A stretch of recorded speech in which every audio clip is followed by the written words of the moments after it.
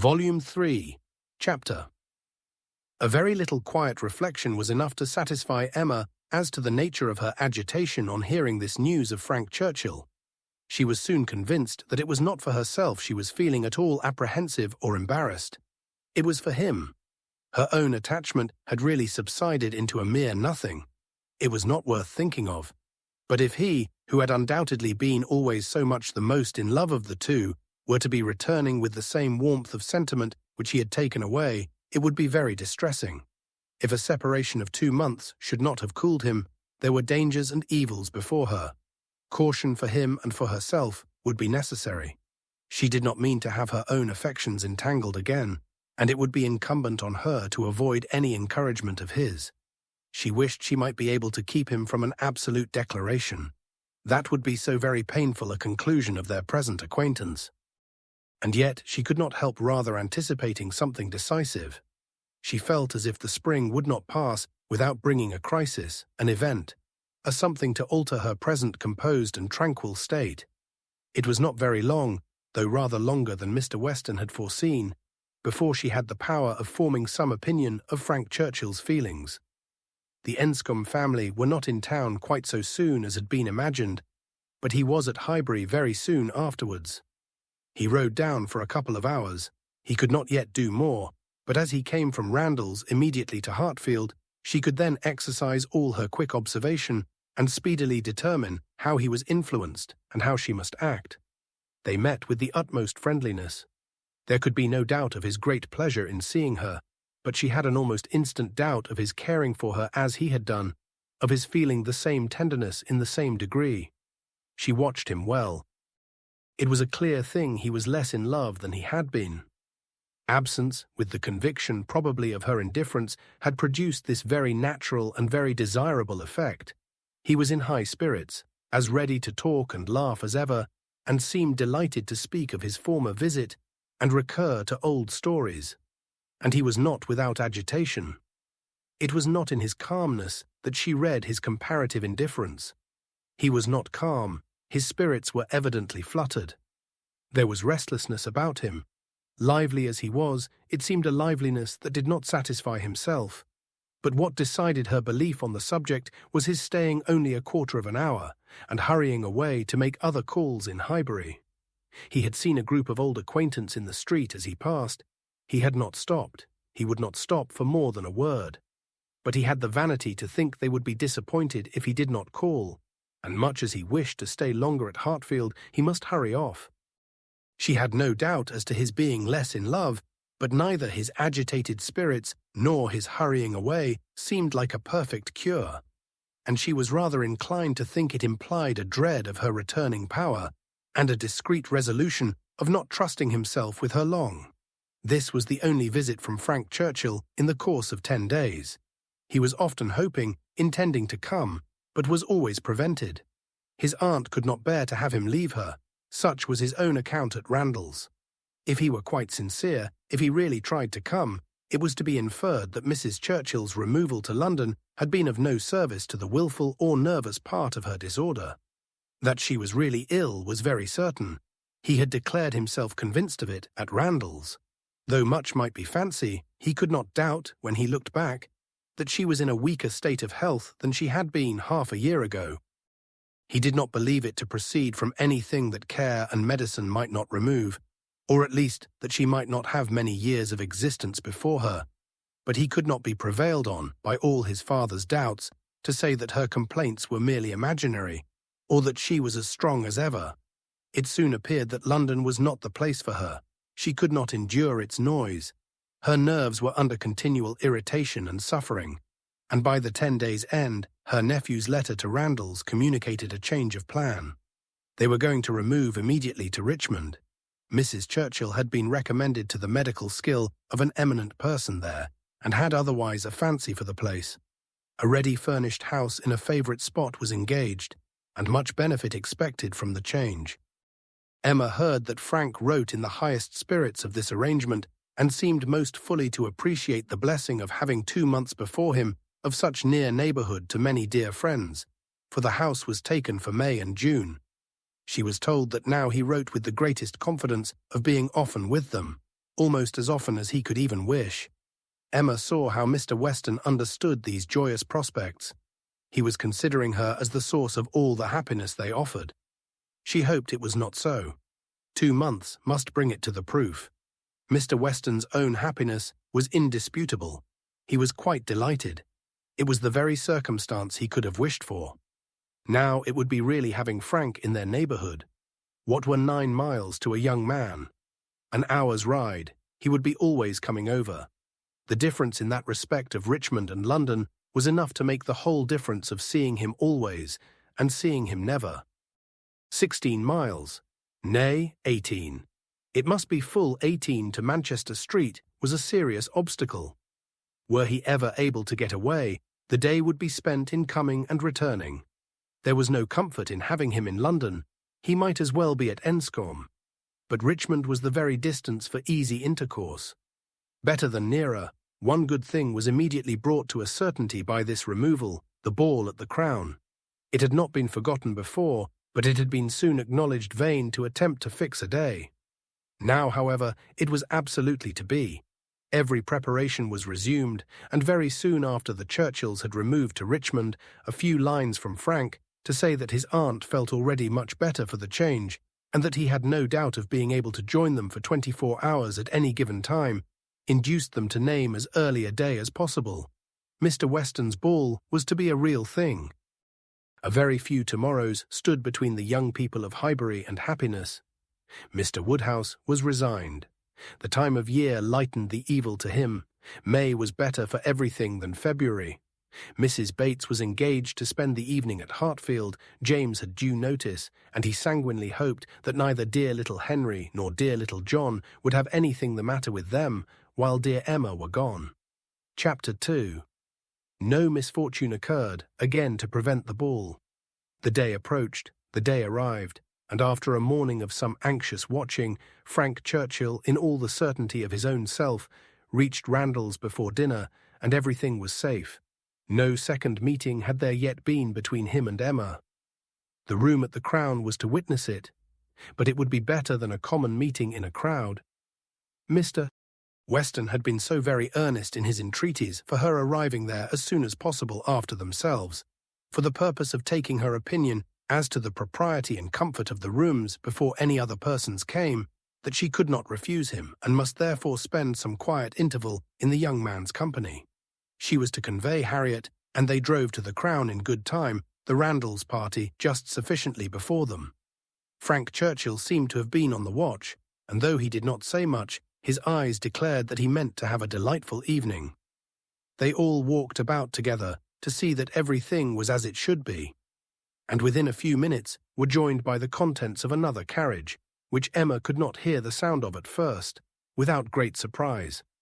So unreasonably early, she was going to exclaim, but she presently found that it was a family of old friends who were coming, like herself, by particular desire to help Mr. Weston's judgment, and they were so very closely followed by another carriage of cousins, who had been entreated to come early with the same distinguishing earnestness on the same errand, that it seemed as if half the company might soon be collected together for the purpose of preparatory inspection.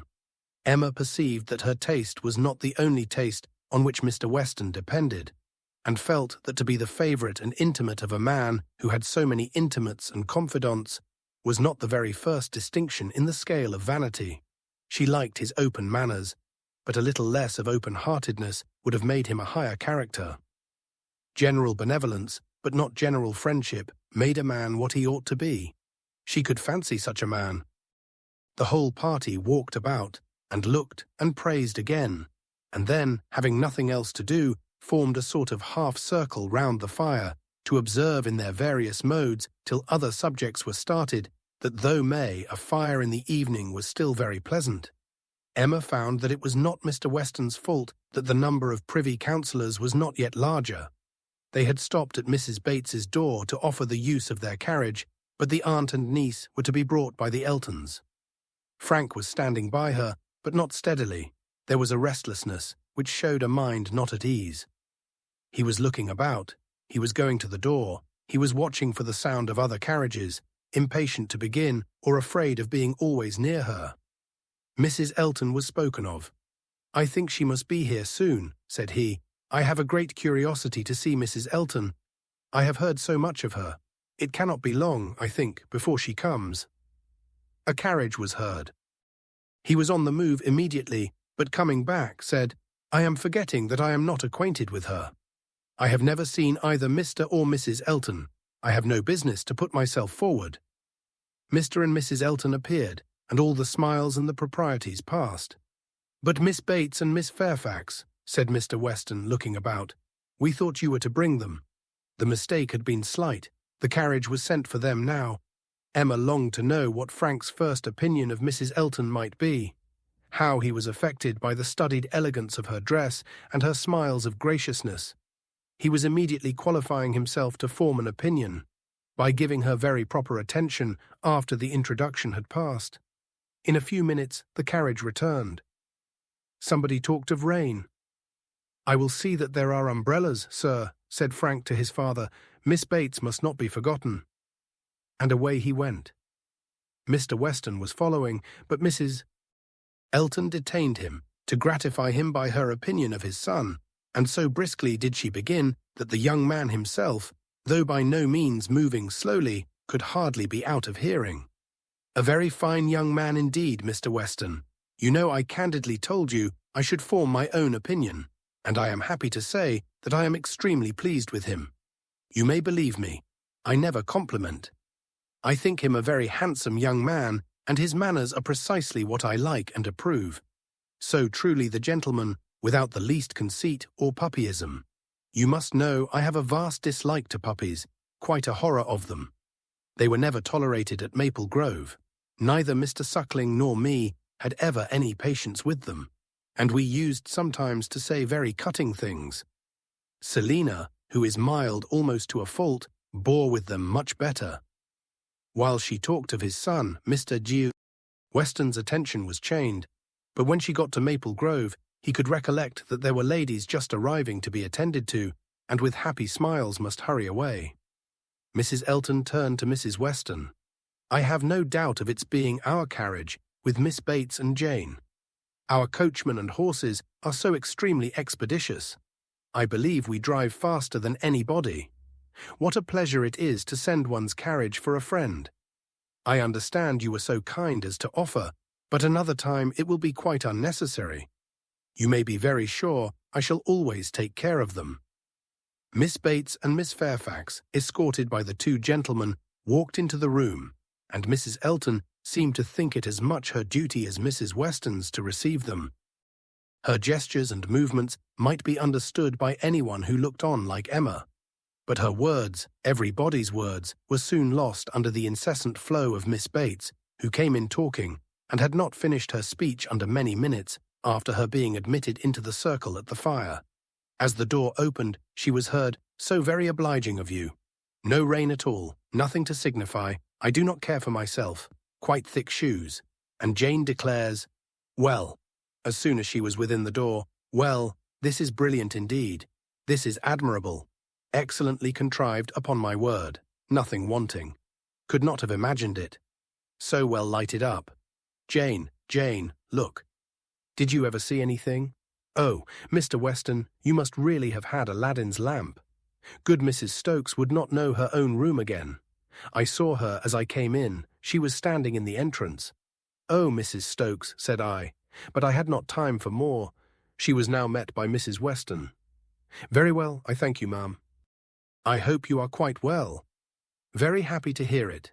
So afraid you might have a headache, seeing you pass by so often, and knowing how much trouble you must have. Delighted to hear it indeed. Ah, dear Mrs. Elton, so obliged to you for the carriage.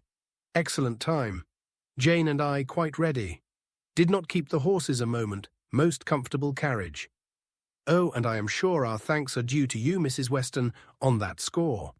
Mrs. Elton had most kindly sent Jane a note, or we should have been. But 2 such offers in one day. Never were such neighbours. I said to my mother, 'Upon my word, ma'am.' 'Thank you. My mother is remarkably well.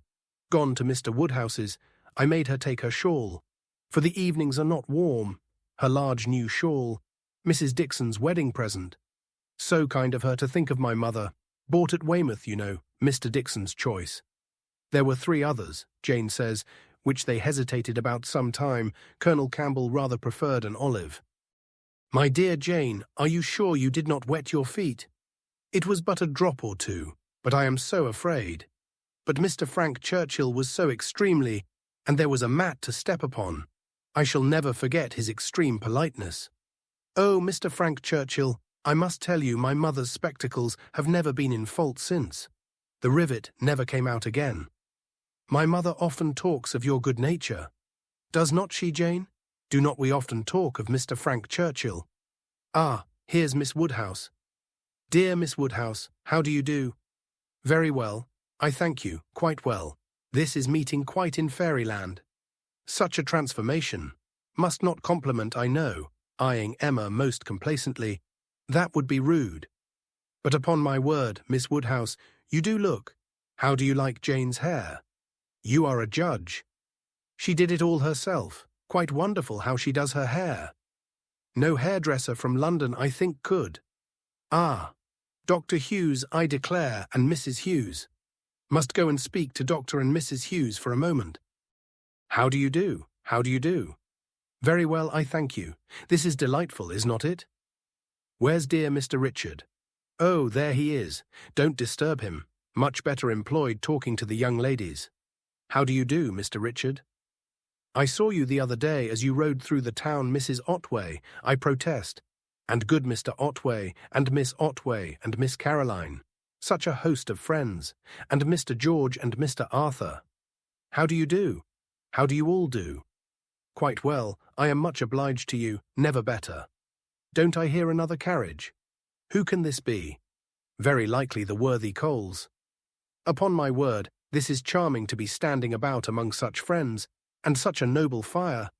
I am quite roasted. No coffee, I thank you. For me, never take coffee. A little tea, if you please, sir, by and by, no hurry. Oh, here it comes, everything so good. Frank Churchill returned to his station by Emma, and as soon as Miss Bates was quiet, she found herself necessarily overhearing the discourse of Mrs. Elton and Miss Fairfax, who were standing a little way behind her. He was thoughtful. Whether he were overhearing too, she could not determine. After a good many compliments to Jane on her dress and look, compliments very quietly and properly taken, Mrs. Elton was evidently wanting to be complimented herself, and it was, "How do you like my gown? How do you like my trimming? How has Wright done my hair?" With many other relative questions, all answered with patient politeness. Mrs. Elton then said, "Nobody can think less of dress in general than I do. But upon such an occasion as this, when everybody's eyes are so much upon me, and in compliment to the Westons, who I have no doubt are giving this ball chiefly to do me honour, I would not wish to be inferior to others. And I see very few pearls in the room, except mine. So Frank Churchill is a capital dancer, I understand. We shall see if our styles suit. A fine young man, certainly is Frank Churchill. I like him very well." At this moment, Frank began talking so vigorously that Emma could not but imagine he had overheard his own praises and did not want to hear more. And the voices of the ladies were drowned for a while, till another suspension brought Mrs. Elton's tones again distinctly forward. Mr. Elton had just joined them, and his wife was exclaiming, "Oh, you have found us out at last, have you, in our seclusion? I was this moment telling Jane, I thought you would begin to be impatient for tidings of us." "Jane," repeated Frank Churchill, with a look of surprise and displeasure. "That is easy, but Miss Fairfax does not disapprove it, I suppose." "How do you like Mrs. Elton?" said Emma in a whisper. "Not at all." "You are ungrateful." "Ungrateful? What do you mean?" Then changing from a frown to a smile, "No, do not tell me. I do not want to know what you mean.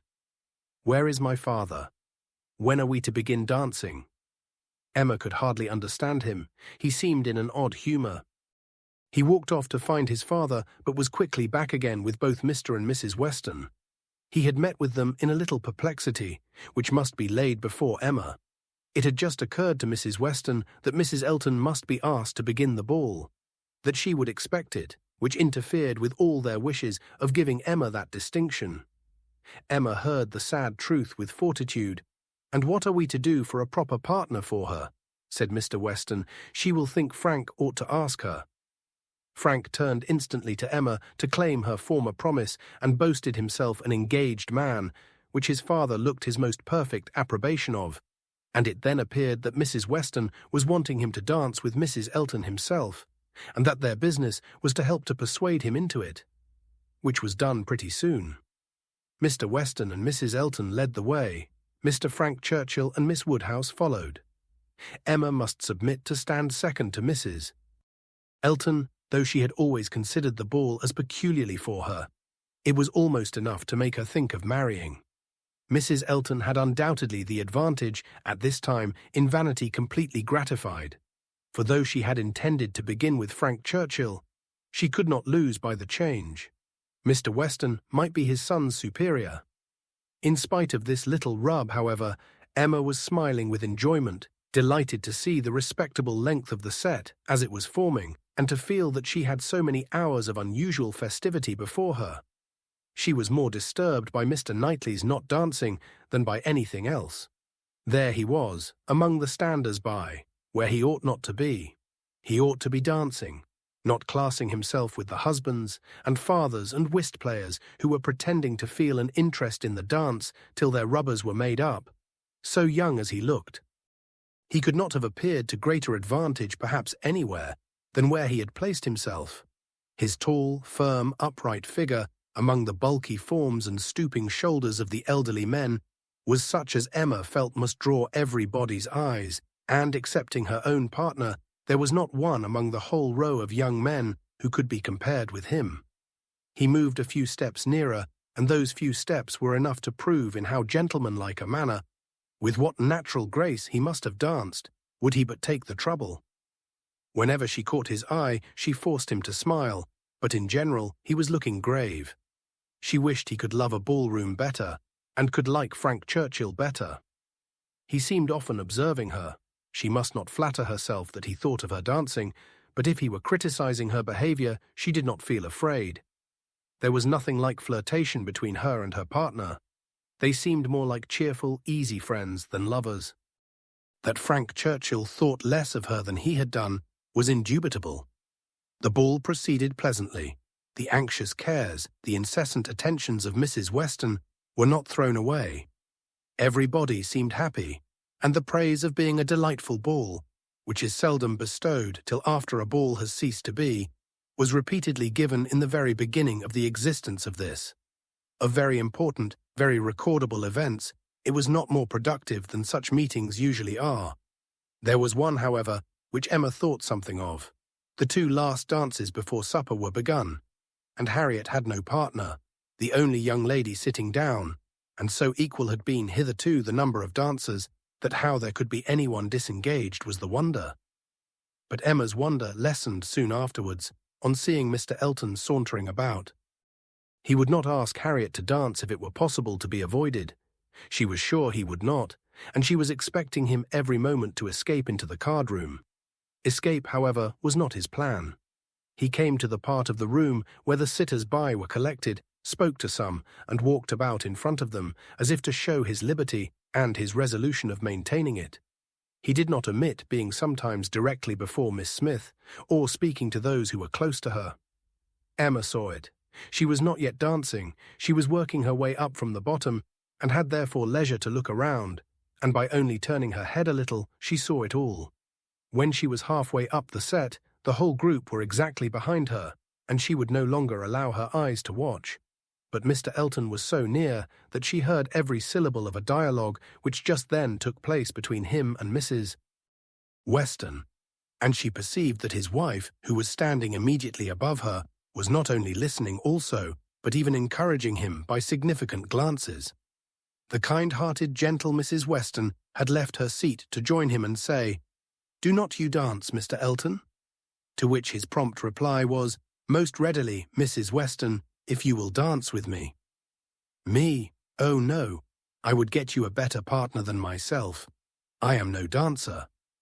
"If Mrs. Gilbert wishes to dance," said he, "I shall have great pleasure, I am sure for, though beginning to feel myself rather an old married man, and that my dancing days are over, it would give me very great pleasure at any time to stand up with an old friend like Mrs. Gilbert. Mrs. Gilbert does not mean to dance, but there is a young lady disengaged whom I should be very glad to see dancing Miss Smith. Miss Smith, oh, I had not observed. You are extremely obliging, and if I were not an old married man, but my dancing days are over, Mrs. Weston. You will excuse me. Anything else I should be most happy to do, at your command. But my dancing days are over. Mrs. Weston said no more, and Emma could imagine with what surprise and mortification she must be returning to her seat. This was Mr. Elton, the amiable, obliging, gentle Mr. Elton. She looked round for a moment. He had joined Mr. Knightley at a little distance and was arranging himself for settled conversation, while smiles of high glee passed between him and his wife. She would not look again. Her heart was in a glow, and she feared her face might be as hot. In another moment a happier sight caught her. Mr. Knightley leading Harriet to the set. Never had she been more surprised, seldom more delighted than at that instant. She was all pleasure and gratitude, both for Harriet and herself, and longed to be thanking him. And though too distant for speech, her countenance said much, as soon as she could catch his eye again.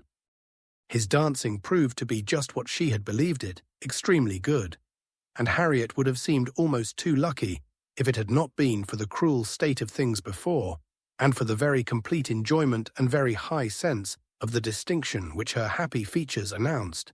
It was not thrown away on her. She bounded higher than ever, flew farther down the middle, and was in a continual course of smiles. Mr. Elton had retreated into the card-room, looking, Emma trusted, very foolish. She did not think he was quite so hardened as his wife, though growing very like her. She spoke some of her feelings by observing audibly to her partner, "Knightley has taken pity on poor little Miss Smith. Very good-natured, I declare." Supper was announced, the move began, and Miss Bates might be heard from that moment, without interruption, till her being seated at table and taking up her spoon. "Jane, Jane, my dear Jane, where are you? Here is your tippet. Mrs. Weston begs you to put on your tippet. She says she is afraid there will be draughts in the passage, though everything has been done. One door nailed up. Quantities of matting. My dear Jane, indeed you must. Mr. Churchill, oh, you are too obliging. How well you put it on. So gratified. Excellent dancing indeed.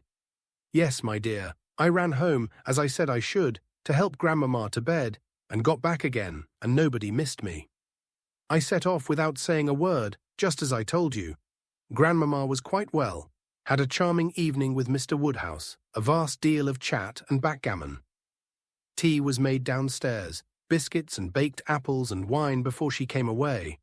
Amazing luck in some of her throws. And she inquired a great deal about you, how you were amused, and who were your partners. Oh, and said I shall not forestall Jane. I left her dancing with Mr. George Otway.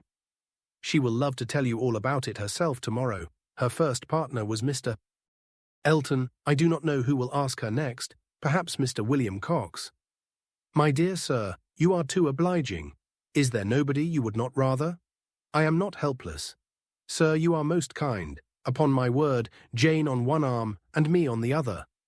Stop. Let us stand a little back. Mrs. Elton is going. Dear Mrs. Elton, how elegant she looks. Beautiful lace. Now we all follow in her train.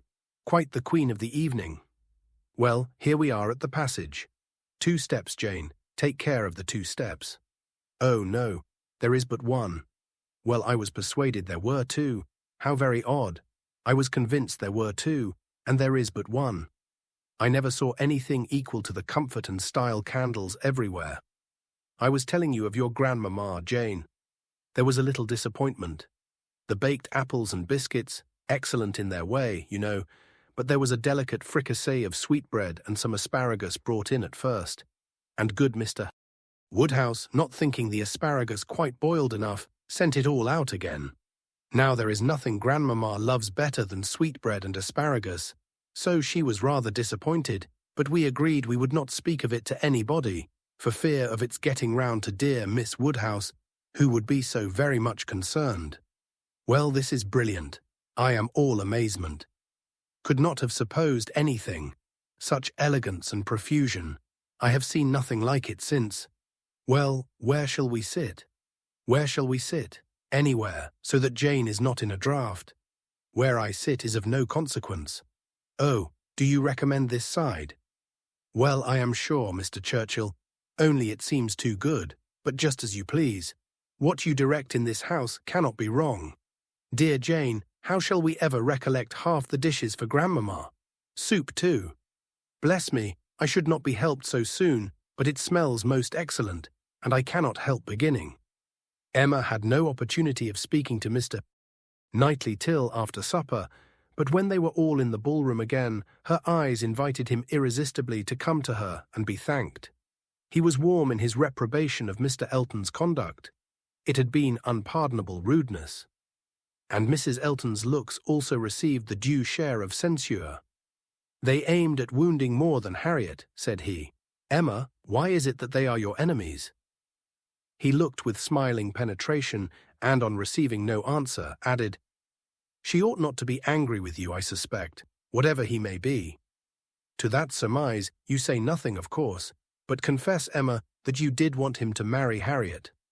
I did, replied Emma, and they cannot forgive me. He shook his head, but there was a smile of indulgence with it, and he only said, I shall not scold you. I leave you to your own reflections.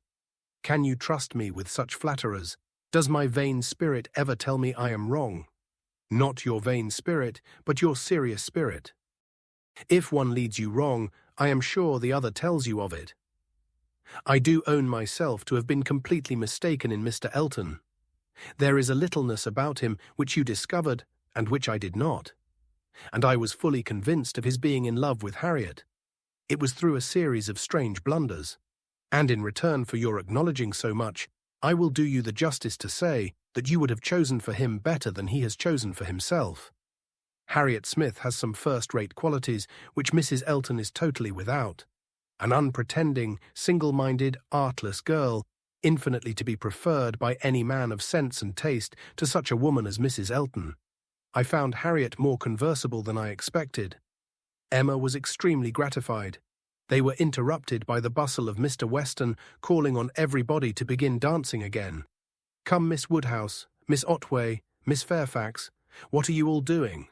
Come, Emma, set your companions the example. Everybody is lazy. Everybody is asleep. I am ready, said Emma, whenever I am wanted. Whom are you going to dance with? Asked Mr. Knightley. She hesitated a moment and then replied, With you, if you will ask me. Will you? Said he, offering his hand. Indeed I will. You have shown that you can dance, and you know we are not really so much brother and sister as to make it at all improper. Brother and sister? No, indeed. Chapter 3. This little explanation with Mr. Knightley gave Emma considerable pleasure. It was one of the agreeable recollections of the ball, which she walked about the lawn the next morning to enjoy. She was extremely glad that they had come to so good an understanding respecting the Eltons, and that their opinions of both husband and wife were so much alike, and his praise of Harriet, his concession in her favour, was peculiarly gratifying. The impertinence of the Eltons, which for a few minutes had threatened to ruin the rest of her evening, had been the occasion of some of its highest satisfactions, and she looked forward to another happy result, the cure of Harriet's infatuation. From Harriet's manner of speaking of the circumstance before they quitted the ballroom, she had strong hopes. It seemed as if her eyes were suddenly opened, and she were enabled to see that Mr. Elton was not the superior creature she had believed him. The fever was over, and Emma could harbour little fear of the pulse being quickened again by injurious courtesy. She depended on the evil feelings of the Eltons for supplying all the discipline of pointed neglect that could be farther requisite. Harriet rational, Frank Churchill not too much in love, and Mr. Knightley not wanting to quarrel with her, how very happy a summer must be before her. She was not to see Frank Churchill this morning. He had told her that he could not allow himself the pleasure of stopping at Hartfield, as he was to be at home by the middle of the day. She did not regret it. Having arranged all these matters, looked them through and put them all to rights, She was just turning to the house with spirits freshened up for the demands of the two little boys, as well as of their grandpapa, when the great iron sweep gate opened and two persons entered whom she had never less expected to see together. Frank Churchill, with Harriet leaning on his arm, actually Harriet. A moment sufficed to convince her that something extraordinary had happened. Harriet looked white and frightened, and he was trying to cheer her. The iron gates and the front door were not 20 yards asunder. They were all three soon in the hall, and Harriet, immediately sinking into a chair, fainted away. A young lady who faints must be recovered, questions must be answered, and surprises be explained. Such events are very interesting, but the suspense of them cannot last long. A few minutes made Emma acquainted with the whole. Miss Smith and Miss Bickerton, another parlour boarder at Mrs. Goddard's, who had been also at the ball, had walked out together and taken a road. The Richmond road, which, though apparently public enough for safety, had led them into alarm. About half a mile beyond Highbury, making a sudden turn and deeply shaded by elms on each side, it became for a considerable stretch very retired, and when the young ladies had advanced some way into it, they had suddenly perceived at a small distance before them, on a broader patch of greensward by the side, a party of gipsies. A child on the watch came towards them to beg, and Miss Bickerton, excessively frightened, gave a great scream, and calling on Harriet to follow her, ran up a steep bank, cleared a slight hedge at the top, and made the best of her way by a short cut back to Highbury. But poor Harriet could not follow. She had suffered very much from cramp after dancing, and her first attempt to mount the bank brought on such a return of it as made her absolutely powerless, and in this state, and exceedingly terrified, she had been obliged to remain. How the trampers might have behaved had the young ladies been more courageous must be doubtful, but such an invitation for attack could not be resisted, and Harriet was soon assailed by half a dozen children, headed by a stout woman and a great boy, all clamorous and impertinent in look, though not absolutely in word. More and more frightened, she immediately promised them money, and taking out her purse, gave them a shilling and begged them not to want more or to use her ill. She was then able to walk, though but slowly, and was moving away. But her terror and her purse were too tempting, and she was followed, or rather surrounded, by the whole gang, demanding more. In this state, Frank Churchill had found her, she trembling and conditioning, they loud and insolent.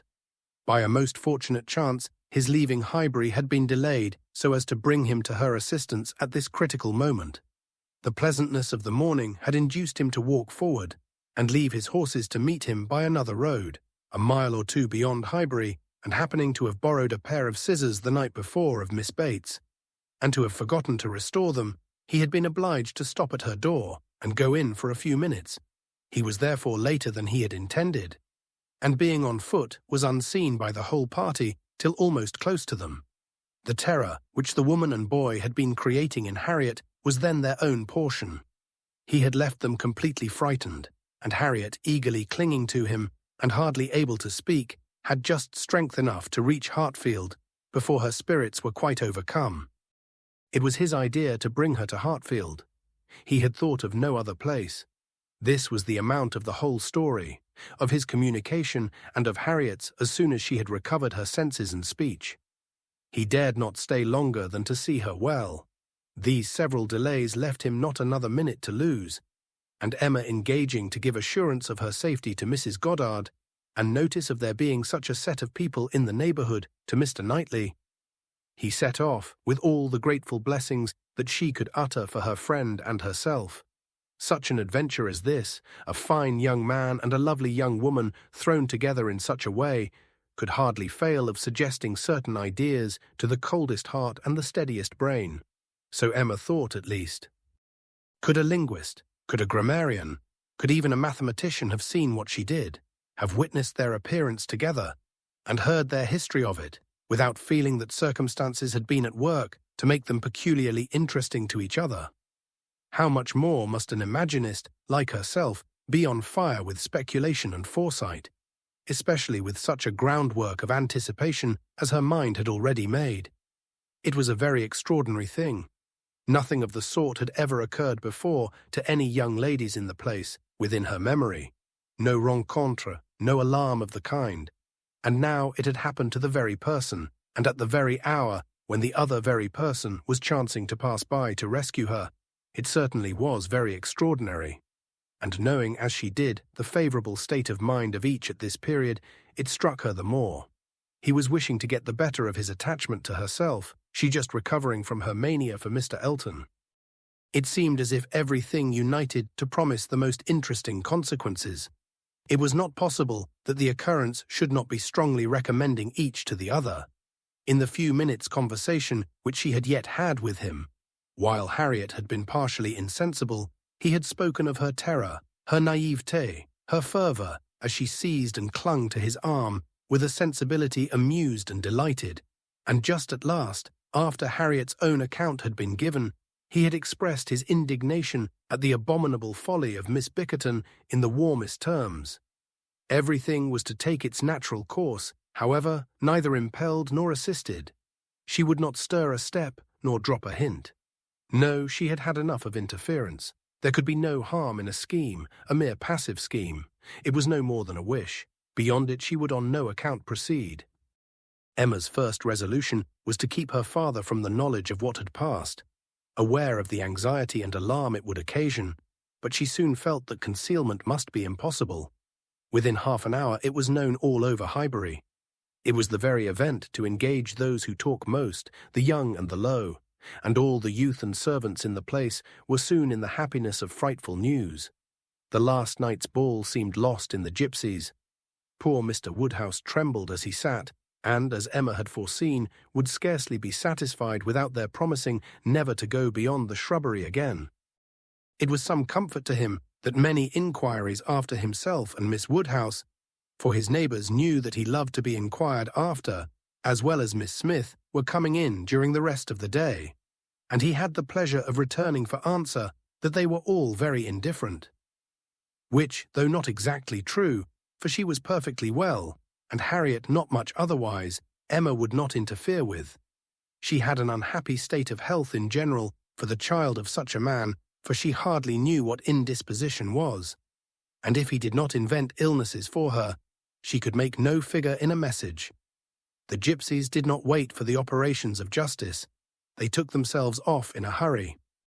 The young ladies of Highbury might have walked again in safety before their panic began, and the whole history dwindled soon into a matter of little importance, but to Emma and her nephews.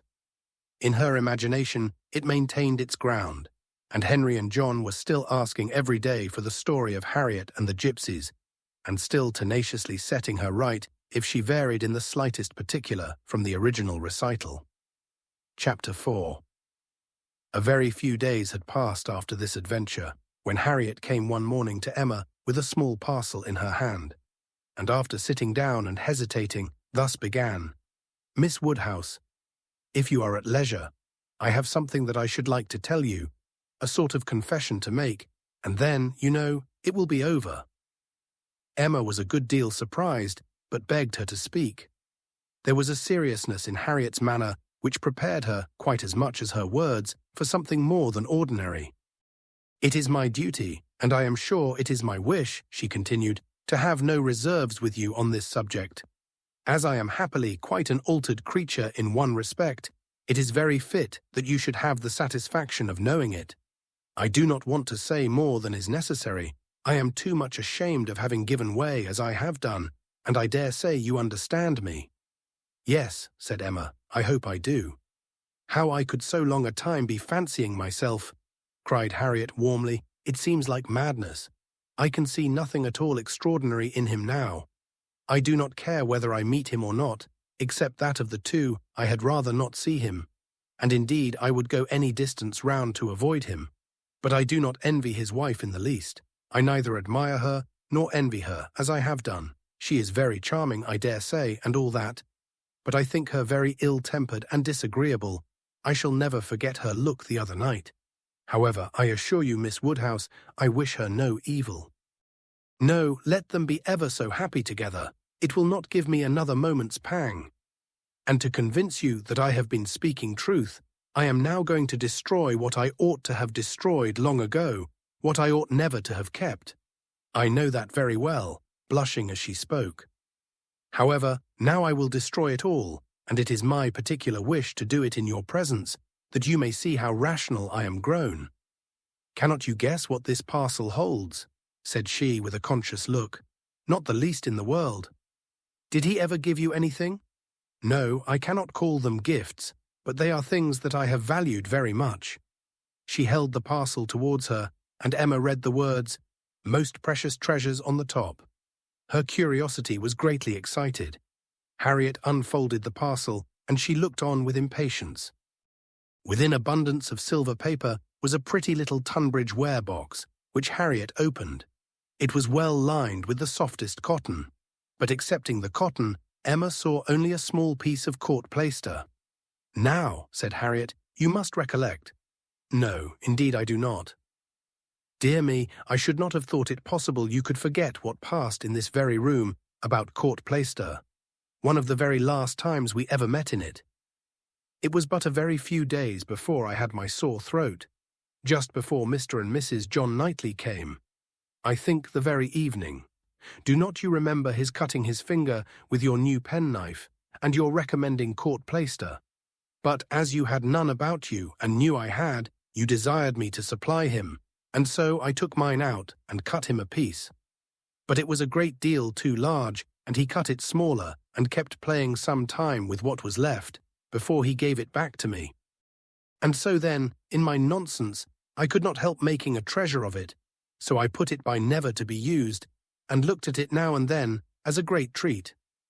"My dearest Harriet," cried Emma, putting her hand before her face and jumping up, "you make me more ashamed of myself than I can bear. Remember it." I remember it all now. All except your saving this relic. I knew nothing of that till this moment. But the cutting the finger, and my recommending court plaister, and saying I had none about me. Oh, my sins, my sins! And I had plenty all the while in my pocket. One of my senseless tricks. I deserve to be under a continual blush all the rest of my life. Well, sitting down again. Go on, what else? And had you really some at hand yourself? I am sure I never suspected it, you did it so naturally. And so you actually put this piece of court plaister by for his sake, said Emma, recovering from her state of shame and feeling divided between wonder and amusement. And secretly she added to herself, "Lord bless me! When should I ever have thought of putting by in cotton a piece of court plaister that Frank Churchill had been pulling about? I never was equal to this. Here," resumed Harriet, turning to her box again, "here is something still more valuable, I mean that has been more valuable, because this is what did really once belong to him, which the court plaister never did." Emma was quite eager to see this superior treasure. It was the end of an old pencil, the part without any lead. "This was really his," said Harriet. "Do not you remember one morning?" "No, I dare say you do not.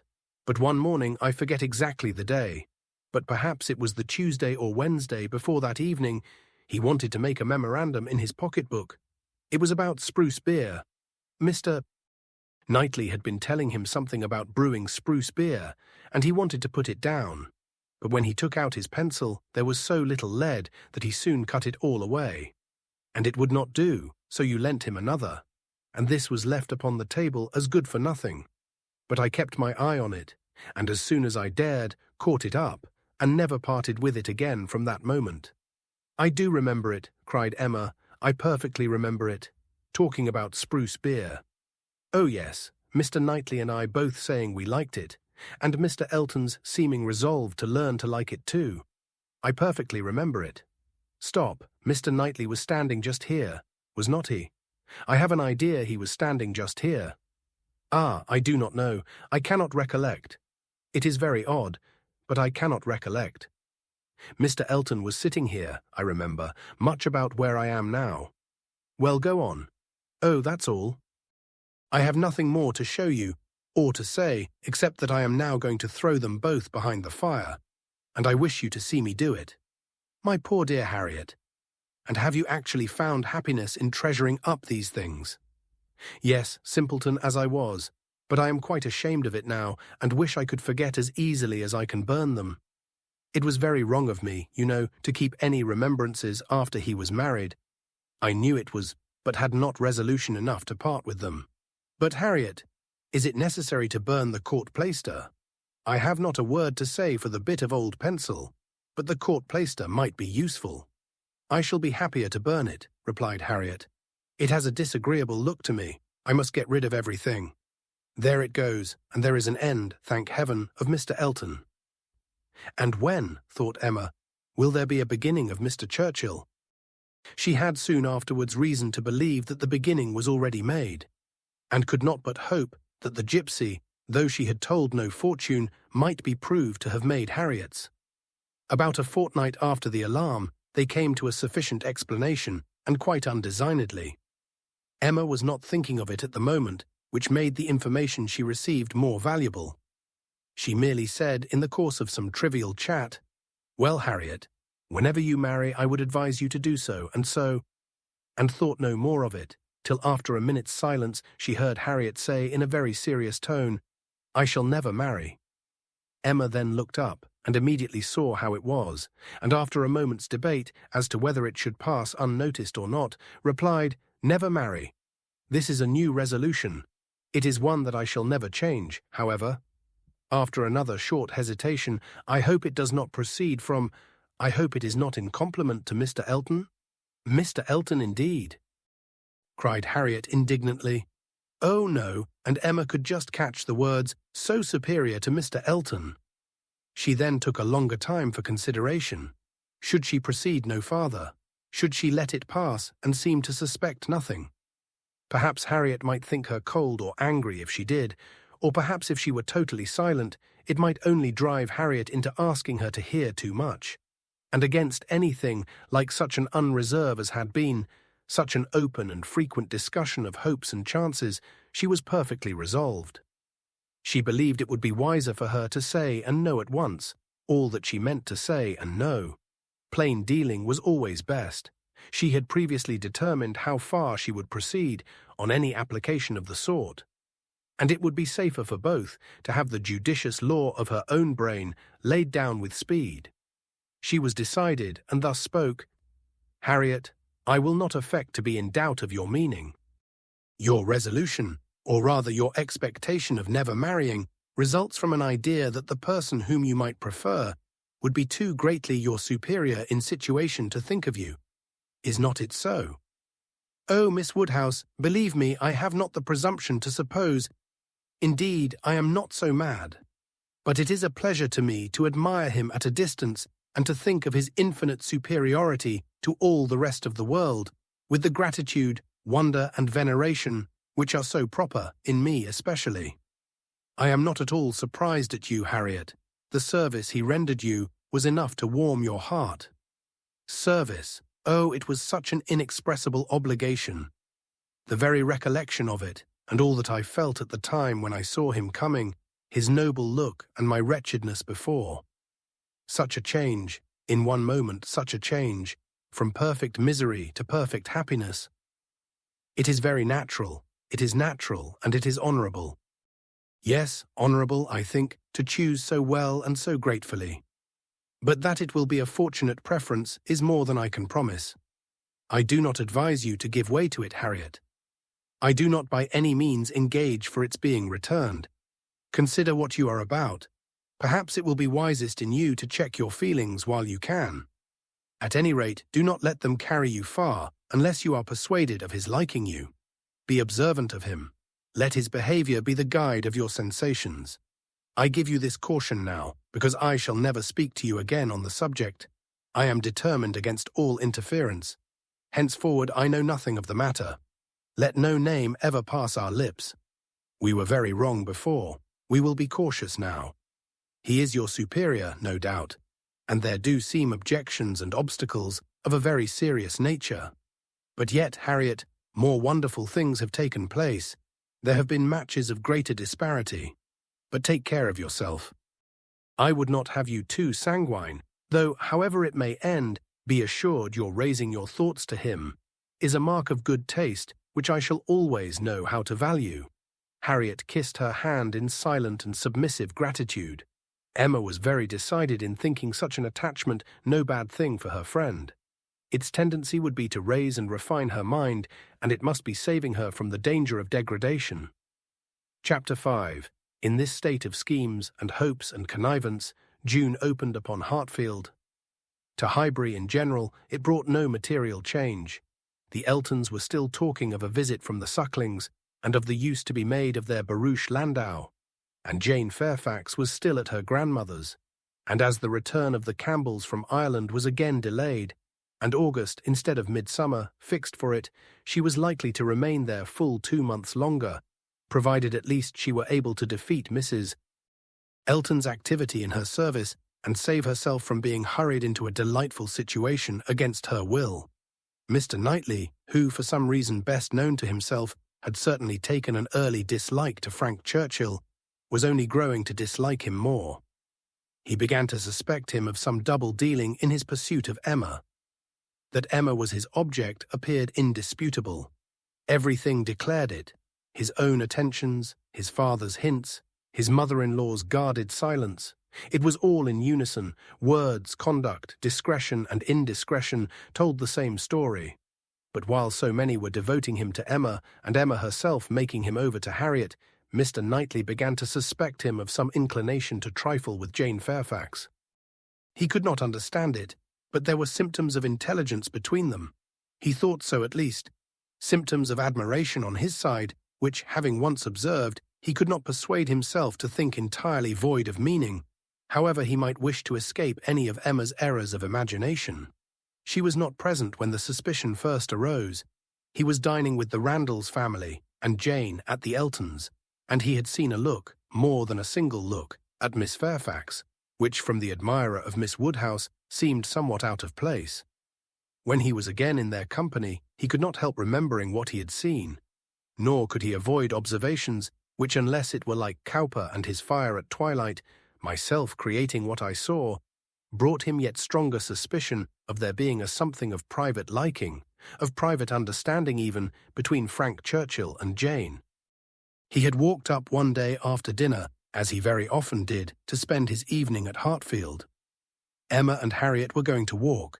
He joined them, and on returning they fell in with a larger party, who, like themselves, judged it wisest to take their exercise early, as the weather threatened rain.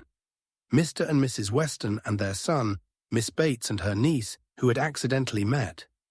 They all united, and on reaching Hartfield gates, Emma, who knew it was exactly the sort of visiting that would be welcome to her father, pressed them all to go in and drink tea with him. The Randalls party agreed to it immediately, and after a pretty long speech from Miss Bates, which few persons listened to, she also found it possible to accept dear Miss Woodhouse's most obliging invitation. As they were turning into the grounds, Mr. Perry passed by on horseback. The gentleman spoke of his horse. "By the by," said Frank Churchill to Mrs. Weston presently, "what became of Mr. Perry's plan of setting up his carriage?" Mrs. Weston looked surprised and said, "I did not know that he ever had any such plan. Nay, I had it from you. You wrote me word of it 3 months ago." "Me? Impossible."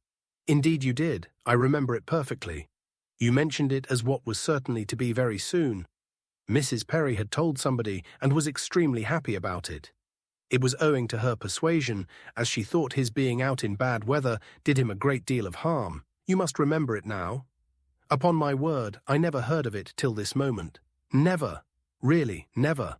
Bless me, how could it be? Then I must have dreamt it. But I was completely persuaded. Miss Smith, you walk as if you were tired. You will not be sorry to find yourself at home." "What is this? What is this?" cried Mr. Weston, "about Perry and a carriage? Is Perry going to set up his carriage, Frank? I am glad he can afford it. You had it from himself, had you?" "No, sir," replied his son, laughing. "I seem to have had it from nobody. Very odd. I really was persuaded of Mrs. Weston's having mentioned it in one of her letters to Enscombe, many weeks ago, with all these particulars. But as she declares she never heard a syllable of it before, of course it must have been a dream. I am a great dreamer. I dream of everybody at Highbury when I am away, and when I have gone through my particular friends, then I begin dreaming of Mr. and Mrs. Perry." "It is odd, though," observed his father, "that you should have had such a regular connected dream about people whom it was not very likely you should be thinking of at Enscombe. Perry's setting up his carriage, and his wife's persuading him to it, out of care for his health, just what will happen, I have no doubt, sometime or other, only a little premature. What an air of probability sometimes runs through a dream, and at others what a heap of absurdities it is. Well, Frank, your dream certainly shows that Highbury is in your thoughts when you are absent. Emma, you are a great dreamer, I think. Emma was out of hearing. She had hurried on before her guests to prepare her father for their appearance, and was beyond the reach of Mr. Weston's hint. Why, to own the truth, cried Miss Bates, who had been trying in vain to be heard the last 2 minutes. If I must speak on this subject, there is no denying that Mr. Frank Churchill might have. I do not mean to say that he did not dream it. I am sure I have sometimes the oddest dreams in the world, but if I am questioned about it, I must acknowledge that there was such an idea last spring. For Mrs. Perry herself mentioned it to my mother, and the Coles knew of it as well as ourselves. But it was quite a secret, known to nobody else, and only thought of about 3 days. Mrs. Perry was very anxious that he should have a carriage, and came to my mother in great spirits one morning because she thought she had prevailed. Jane, don't you remember Grandmamma's telling us of it when we got home? I forget where we had been walking to. Very likely to Randall's. Yes, I think it was to Randall's. Mrs. Perry was always particularly fond of my mother. Indeed, I do not know who is not, and she had mentioned it to her in confidence. She had no objection to her telling us, of course, but it was not to go beyond. And from that day to this, I never mentioned it to a soul that I know of.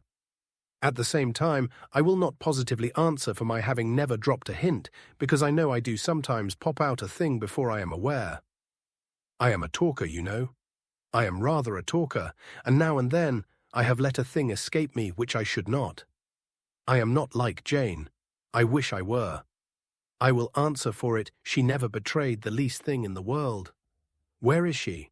Oh, just behind. Perfectly remember Mrs. Perry's coming. Extraordinary dream, indeed. They were entering the hall. Mr. Knightley's eyes had preceded Miss Bates's in a glance at Jane. From Frank Churchill's face, where he thought he saw confusion suppressed or laughed away, he had involuntarily turned to hers, but she was indeed behind and too busy with her shawl. Mr. Weston had walked in. The 2 other gentlemen waited at the door to let her pass. Mr. Knightley suspected in Frank Churchill the determination of catching her eye. He seemed watching her intently, in vain. However, if it were so, Jane passed between them into the hall and looked at neither. There was no time for farther remark or explanation. The dream must be borne with, and Mr. Knightley must take his seat with the rest round the large modern circular table which Emma had introduced at Hartfield, and which none but Emma could have had power to place there and persuade her father to use instead of the small-sized Pembroke, on which 2 of his daily meals had, for 40 years, been crowded. Tea passed pleasantly, and nobody seemed in a hurry to move. Miss Woodhouse, said Frank Churchill after examining a table behind him, which he could reach as he sat, have your nephews taken away their alphabets, their box of letters? It used to stand here. Where is it? This is a sort of dull-looking evening that ought to be treated rather as winter than summer. We had great amusement with those letters one morning. I want to puzzle you again. Emma was pleased with the thought, and producing the box, the table was quickly scattered over with alphabets, which no one seemed so much disposed to employ as their 2 selves. They were rapidly forming words for each other, or for anybody else who would be puzzled.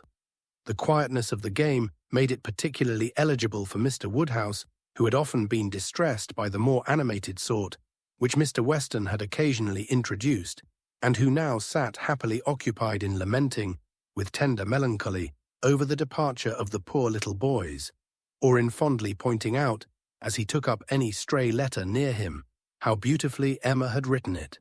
Frank Churchill placed a word before Miss Fairfax. She gave a slight glance round the table and applied herself to it.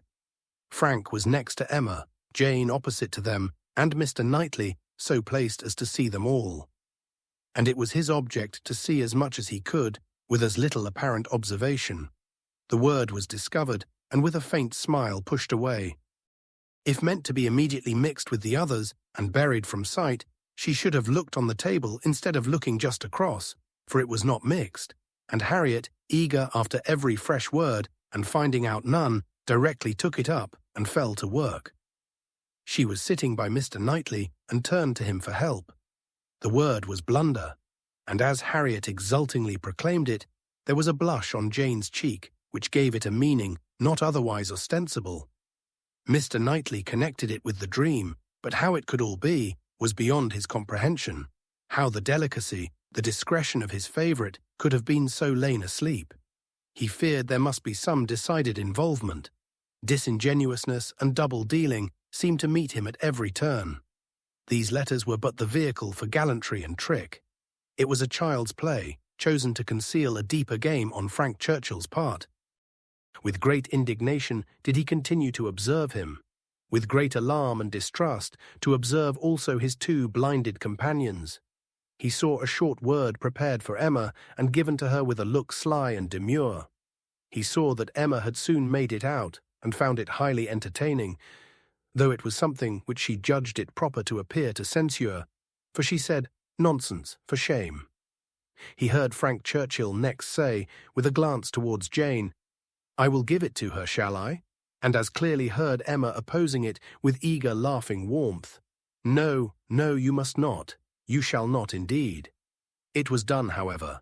This gallant young man, who seemed to love without feeling and to recommend himself without complacence, directly handed over the word to Miss Fairfax, and with a particular degree of sedate civility entreated her to study it. Mr. Knightley's excessive curiosity to know what this word might be made him seize every possible moment for darting his eye towards it, and it was not long before he saw it to be Dixon. Jane Fairfax's perception seemed to accompany his. Her comprehension was certainly more equal to the covert meaning, the superior intelligence of those 5 letters so arranged.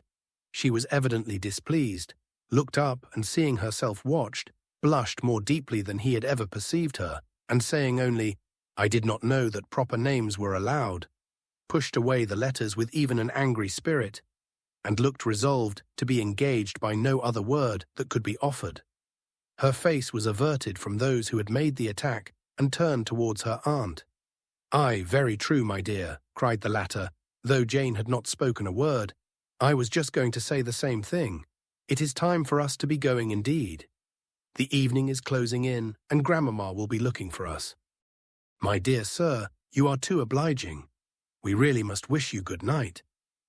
Jane's alertness in moving proved her as ready as her aunt had preconceived. She was immediately up and wanting to quit the table, but so many were also moving that she could not get away. And Mr. Knightley thought he saw another collection of letters anxiously pushed towards her and resolutely swept away by her unexamined. She was afterwards looking for her shawl. Frank Churchill was looking also. It was growing dusk, and the room was in confusion, and how they parted Mr. Knightley could not tell.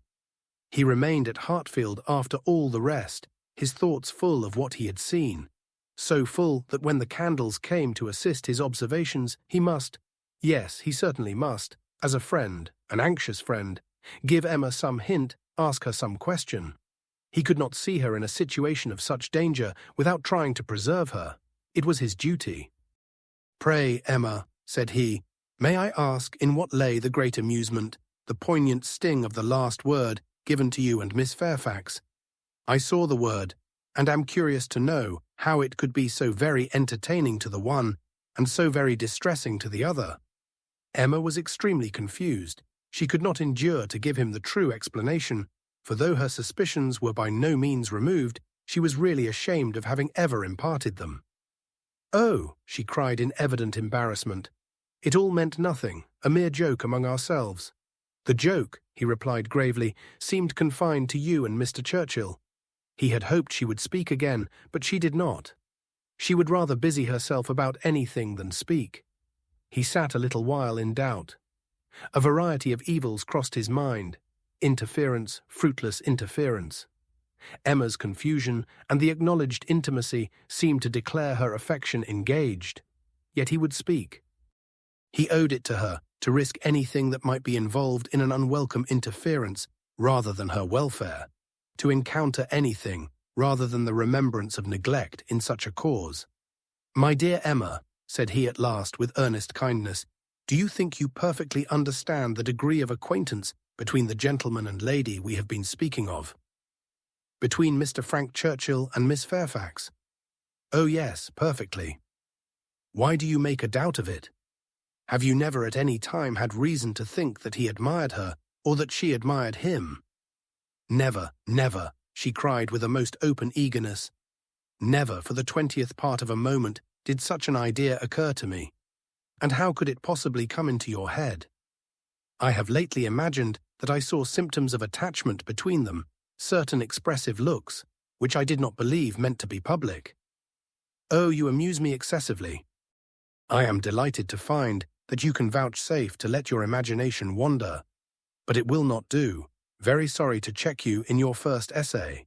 But indeed it will not do. There is no admiration between them, I do assure you. And the appearances which have caught you have arisen from some peculiar circumstances, feelings rather of a totally different nature. It is impossible exactly to explain. There is a good deal of nonsense in it. But the part which is capable of being communicated, which is sense, is that they are as far from any attachment or admiration for one another as any two beings in the world can be.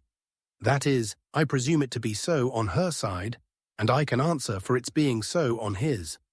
I will answer for the gentleman's indifference."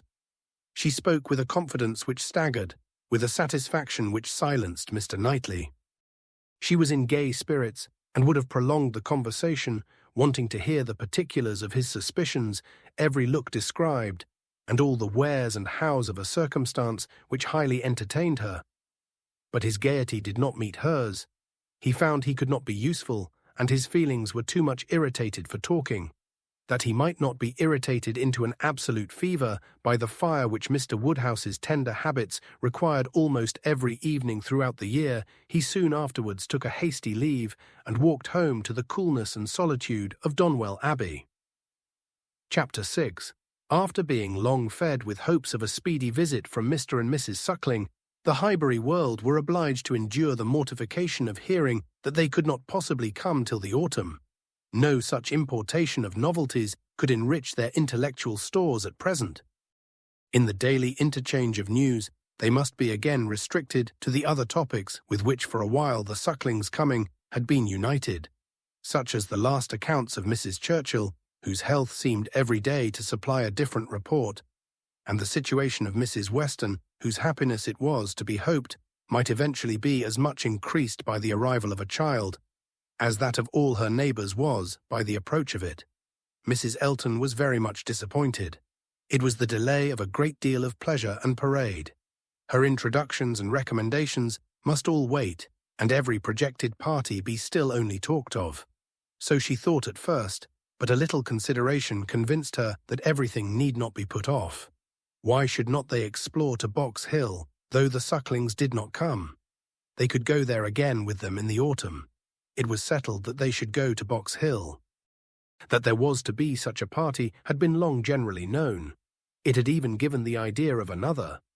Emma had never been to Box Hill. She wished to see what everybody found so well worth seeing, and she and Mr. Weston had agreed to choose some fine morning and drive thither. 2 or 3 more of the chosen only were to be admitted to join them, and it was to be done in a quiet, unpretending, elegant way, infinitely superior to the bustle and preparation, the regular eating and drinking and picnic parade of the Eltons and the Sucklings. This was so very well understood between them that Emma could not but feel some surprise and a little displeasure on hearing from Mr. Weston that he had been proposing to Mrs. Elton, as her brother and sister had failed her, that the 2 parties should unite and go together, and that as Mrs. Elton had very readily acceded to it, so it was to be, if she had no objection. Now, as her objection was nothing but her very great dislike of Mrs. Elton, of which Mr. Weston must already be perfectly aware, it was not worth bringing forward again. It could not be done without a reproof to him, which would be giving pain to his wife, and she found herself therefore obliged to consent to an arrangement which she would have done a great deal to avoid. an arrangement which would probably expose her even to the degradation of being said to be of Mrs. Elton's party. Every feeling was offended, and the forbearance of her outward submission left a heavy arrear due of secret severity in her reflections on the unmanageable goodwill of Mr. Weston's temper. "I am glad you approve of what I have done," said he very comfortably. "But I thought you would. Such schemes as these are nothing without numbers. One cannot have too large a party. A large party secures its own amusement, and she is a good-natured woman after all. One could not leave her out." Emma denied none of it aloud, and agreed to none of it in private. It was now the middle of June, and the weather fine, and Mrs. Elton was growing impatient to name the day and settle with Mr. Weston as to pigeon pies and cold lamb, when a lame carriage-horse threw everything into sad uncertainty. It might be weeks, it might be only a few days, before the horse were usable, but no preparations could be ventured on, and it was all melancholy stagnation. Mrs. Elton's resources were inadequate to such an attack. "Is not this most vexatious, Knightley?" she cried. "And such weather for exploring. These delays and disappointments are quite odious. What are we to do? The year will wear away at this rate, and nothing done. Before this time last year, I assure you, we had had a delightful exploring party from Maple Grove to King's Weston." "You had better explore to Donwell," replied Mr. Knightley. "That may be done without horses. Come and eat my strawberries. They are ripening fast." If Mr. Knightley did not begin seriously, he was obliged to proceed so, for his proposal was caught at with delight, and the "oh, I should like it of all things" was not plainer in words than manner. Donwell was famous for its strawberry beds, which seemed a plea for the invitation. But no plea was necessary. Cabbage beds would have been enough to tempt the lady who only wanted to be going somewhere. She promised him again and again to come, much oftener than he doubted, and was extremely gratified by such a proof of intimacy, such a distinguishing compliment as she chose to consider it. "You may depend upon me," said she. "I certainly will come. Name your day, and I will come. You will allow me to bring Jane Fairfax." "I cannot name a day," said he, "till I have spoken to some others whom I would wish to meet you." "Oh, leave all that to me. Only give me a carte blanche. I am Lady Patroness, you know. It is my party. I will bring friends with me." "I hope you will bring Elton," said he, "but I will not trouble you to give any other invitations." "Oh, now you are looking very sly, but consider you need not be afraid of delegating power to me. I am no young lady on her preferment. Married women, you know, may be safely authorized. It is my party. Leave it all to me. I will invite your guests." "No," he calmly replied. "There is but one married woman in the world whom I can ever allow to invite what guests she pleases to Donwell, and that one is—" "Mrs. Weston, I suppose," interrupted Mrs. Elton, rather mortified. "No, Mrs. Knightley. Until she is in being, I will manage such matters myself." "Ah, you are an odd creature," she cried, satisfied to have no one preferred to herself. "You are a humorist, and may say what you like." "Quite a humorist." "Well, I shall bring Jane with me, Jane and her aunt. The rest I leave to you. I have no objections at all to meeting the Hartfield family. Don't scruple. I know you are attached to them. You certainly will meet them if I can prevail, and I shall call on Miss Bates in my way home." "That's quite unnecessary. I see Jane every day. But as you like. It is to be a morning scheme, you know, Knightley. Quite a simple thing. I shall wear a large bonnet and bring one of my little baskets hanging on my arm. Here, probably this basket with pink ribbon. Nothing can be more simple, you see. And Jane will have such another. There is to be no form or parade, a sort of gypsy party. We are to walk about your gardens and gather the strawberries ourselves and sit under trees. And whatever else you may like to provide, it is to be all out of doors, a table spread in the shade, you know. Everything as natural and simple as possible. Is not that your idea?" "Not quite. My idea of the simple and the natural will be to have the table spread in the dining room. The nature and the simplicity of gentlemen and ladies, with their servants and furniture, I think is best observed by meals within doors. When you are tired of eating strawberries in the garden, there shall be cold meat in the house. Well, as you please. Only don't have a grate set out. And by the by, can I or my housekeeper be of any use to you with our opinion?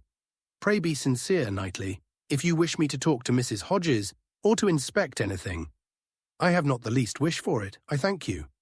Well, but if any difficulties should arise, my housekeeper is extremely clever. I will answer for it that mine thinks herself full as clever and would spurn anybody's assistance. I wish we had a donkey. The thing would be for us all to come on donkeys, Jane, Miss Bates and me and my caro sposo walking by. I really must talk to him about purchasing a donkey. In a country life I conceive it to be a sort of necessary. For let a woman have ever so many resources, it is not possible for her to be always shut up at home. And very long walks, you know. In summer there is dust, and in winter there is dirt. You will not find either between Donwell and Highbury. Donwell Lane is never dusty, and now it is perfectly dry. Come on a donkey, however, if you prefer it. You can borrow Mrs. Cole's.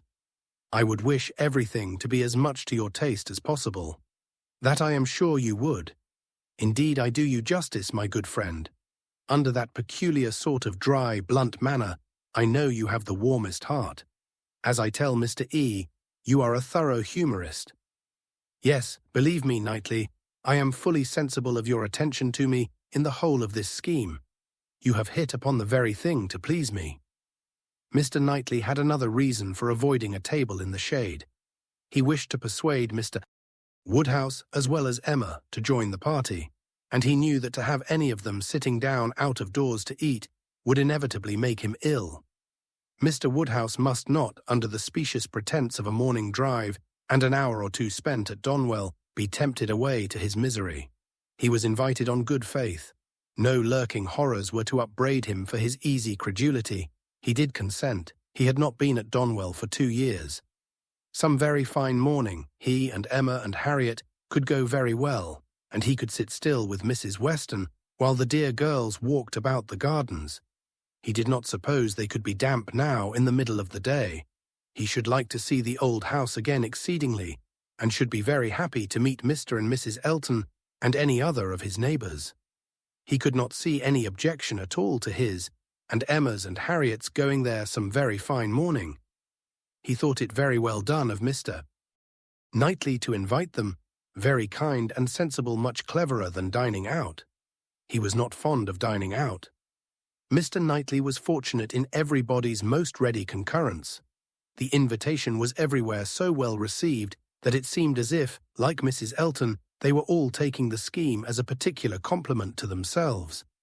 Emma and Harriet professed very high expectations of pleasure from it, and Mr. Weston, unasked, promised to get Frank over to join them, if possible, a proof of approbation and gratitude which could have been dispensed with.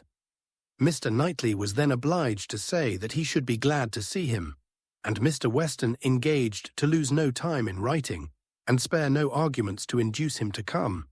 In the meanwhile, the lame horse recovered so fast that the party to Box Hill was again under happy consideration. And at last Donwell was settled for one day, and Box Hill for the next, the weather appearing exactly right. Under a bright midday sun, at almost midsummer, Mr. Woodhouse was safely conveyed in his carriage, with one window down, to partake of this al fresco party, and in one of the most comfortable rooms in the Abbey, especially prepared for him by a fire all the morning, he was happily placed, quite at his ease, ready to talk with pleasure of what had been achieved, and advise everybody to come and sit down and not to heat themselves. Mrs. Weston, who seemed to have walked there on purpose to be tired and sit all the time with him, remained when all the others were invited or persuaded out, his patient listener and sympathizer. It was so long since Emma had been at the Abbey that as soon as she was satisfied of her father's comfort, she was glad to leave him and look around her, eager to refresh and correct her memory with more particular observation, more exact understanding of a house and grounds which must ever be so interesting to her and all her family. She felt all the honest pride and complacency which her alliance with the present and future proprietor could fairly warrant, As she viewed the respectable size and style of the building, its suitable, becoming, characteristic situation, low and sheltered, its ample gardens stretching down to meadows washed by a stream, of which the abbey, with all the old neglect of prospect, had scarcely a sight, and its abundance of timber in rows and avenues, which neither fashion nor extravagance had rooted up. The house was larger than Hartfield, and totally unlike it, covering a good deal of ground, rambling and irregular, with many comfortable and one or two handsome rooms. It was just what it ought to be, and it looked what it was, and Emma felt an increasing respect for it, as the residence of a family of such true gentility, untainted in blood and understanding. Some faults of temper John Knightley had, but Isabella had connected herself unexceptionably. She had given them neither men, nor names, nor places that could raise a blush. These were pleasant feelings, and she walked about and indulged them till it was necessary to do as the others did, and collect round the strawberry beds. The whole party were assembled, excepting Frank Churchill, who was expected every moment from Richmond, and Mrs. Elton, in all her apparatus of happiness, her large bonnet and her basket, was very ready to lead the way in gathering, accepting, or talking. Strawberries, and only strawberries, could now be thought or spoken of. The best fruit in England, everybody's favourite, always wholesome. These the finest beds and finest sorts, delightful to gather for one's self, the only way of really enjoying them. Morning decidedly the best time. Never tired every sort good hautboy, infinitely superior. No comparison, the others hardly eatable hautboys very scarce. Chili preferred white wood finest flavour of all price of strawberries. In London, abundance about Bristol Maple Grove, cultivation beds, when to be renewed, gardeners, thinking exactly different. No general rule, gardeners never to be put out of their way. Delicious fruit, only too rich to be eaten much. Of inferior to cherries, currants, more refreshing only objection to gathering strawberries. The stooping, glaring, sun-tired to death, could bear it no longer, must go and sit in the shade. Such, for half an hour, was the conversation interrupted only once by Mrs. Weston, who came out, in her solicitude after her son-in-law, to inquire if he were come, and she was a little uneasy. She had some fears of his horse. Seats tolerably in the shade were found, and now Emma was obliged to overhear what Mrs. Elton and Jane Fairfax were talking of. A situation, a most desirable situation, was in question. Mrs. Elton had received notice of it that morning, and was in raptures. It was not with Mrs. Suckling, it was not with Mrs. Bragg, but in felicity and splendour it fell short only of them. It was with a cousin of Mrs. Bragg, an acquaintance of Mrs. Suckling, a lady known at Maple Grove. Delightful, charming, superior. First circles, spheres, lines, ranks, everything. And Mrs. Elton was wild to have the offer closed with immediately. On her side all was warmth, energy and triumph, and she positively refused to take her friend's negative, though Miss Fairfax continued to assure her that she would not at present engage in anything, repeating the same motives which she had been heard to urge before. Still Mrs. Elton insisted on being authorized to write an acquiescence by the morrow's post. How Jane could bear it at all was astonishing to Emma. She did look vexed, she did speak pointedly, and at last, with a decision of action unusual to her, proposed a removal. Should not they walk? Would not Mr. Knightley show them the gardens, all the gardens? She wished to see the whole extent. The pertinacity of her friend seemed more than she could bear. It was hot, and after walking some time over the gardens in a scattered, dispersed way, scarcely any three together, they insensibly followed one another to the delicious shade of a broad, short avenue of limes, which, stretching beyond the garden at an equal distance from the river, seemed the finish of the pleasure grounds. It led to nothing but a view at the end over a low stone wall with high pillars, which seemed intended in their erection to give the appearance of an approach to the house, which never had been there. Disputable, however, as might be the taste of such a termination, it was in itself a charming walk, and the view which closed it extremely pretty. The considerable slope, at nearly the foot of which the abbey stood, gradually acquired a steeper form beyond its grounds, and at half a mile distant was a bank of considerable abruptness and grandeur, well clothed with wood. And at the bottom of this bank, favourably placed and sheltered, rose the Abbey Mill farm, with meadows in front, and the river making a close and handsome curve around it. It was a sweet view, sweet to the eye and the mind, English verdure, English culture, English comfort, seen under a sun bright without being oppressive. In this walk, Emma and Mr. Weston found all the others assembled, and towards this view she immediately perceived Mr. Knightley and Harriet distinct from the rest, quietly leading the way. Mr. Knightley and Harriet. It was an odd tête-à-tête, but she was glad to see it. There had been a time when he would have scorned her as a companion and turned from her with little ceremony. Now they seemed in pleasant conversation. There had been a time also when Emma would have been sorry to see Harriet in a spot so favourable for the Abbey Mill farm, but now she feared it not. It might be safely viewed with all its appendages of prosperity and beauty, its rich pastures, spreading flocks, orchard in blossom, and light column of smoke ascending. She joined them at the wall and found them more engaged in talking than in looking around. He was giving Harriet information as to modes of agriculture, etc., and Emma received a smile which seemed to say, "These are my own concerns. I have a right to talk on such subjects without being suspected of introducing Robert Martin." She did not suspect him. It was too old a story. Robert Martin had probably ceased to think of Harriet. They took a few turns together along the walk. The shade was most refreshing, and Emma found it the pleasantest part of the day.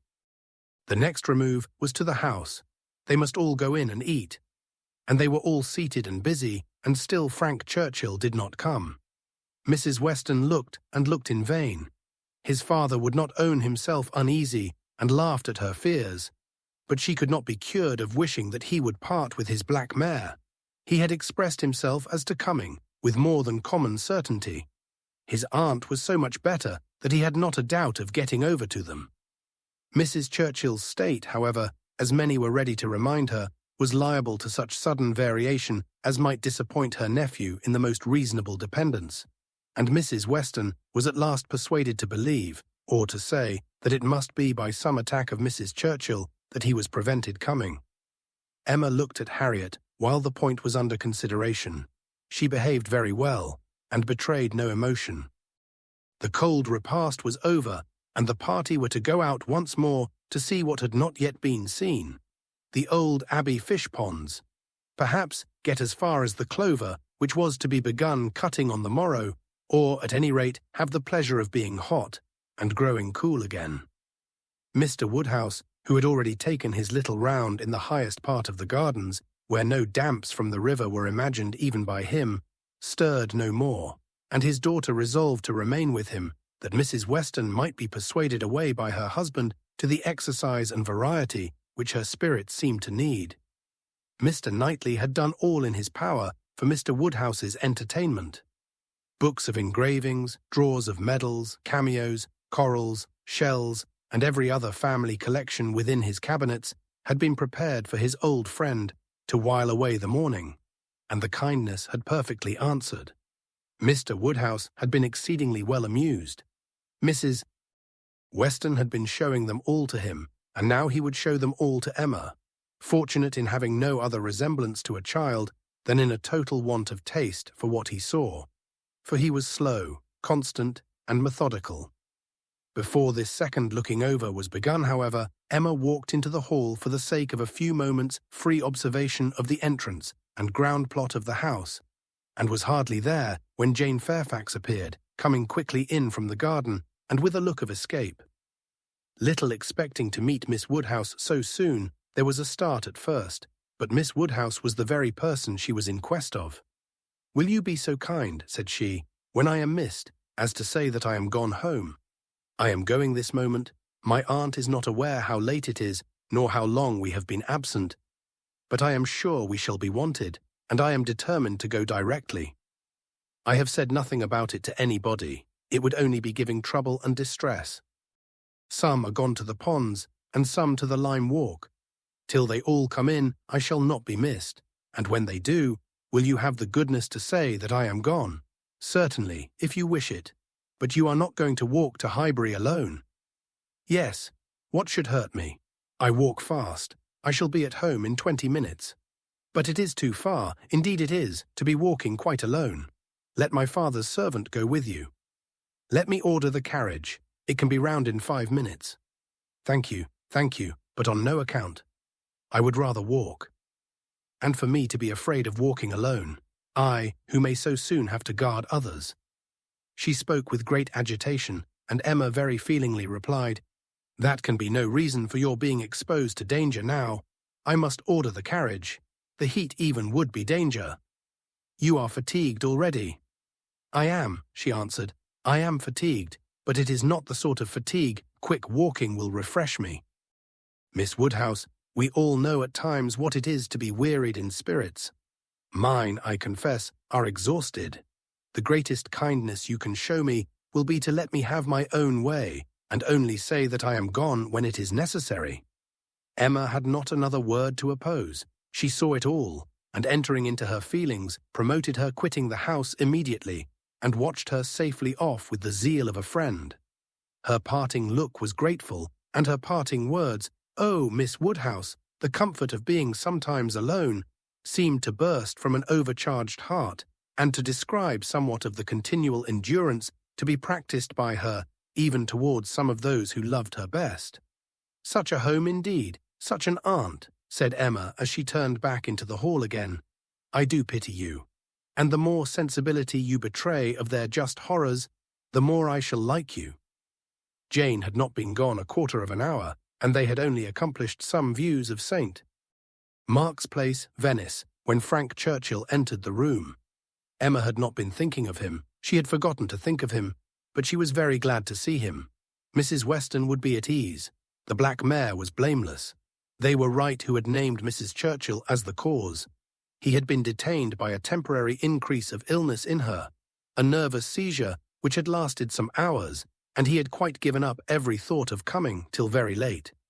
And had he known how hot a ride he should have, and how late, with all his hurry, he must be, he believed he should not have come at all. The heat was excessive. He had never suffered anything like it. Almost wished he had stayed at home. Nothing killed him like heat. He could bear any degree of cold, etc.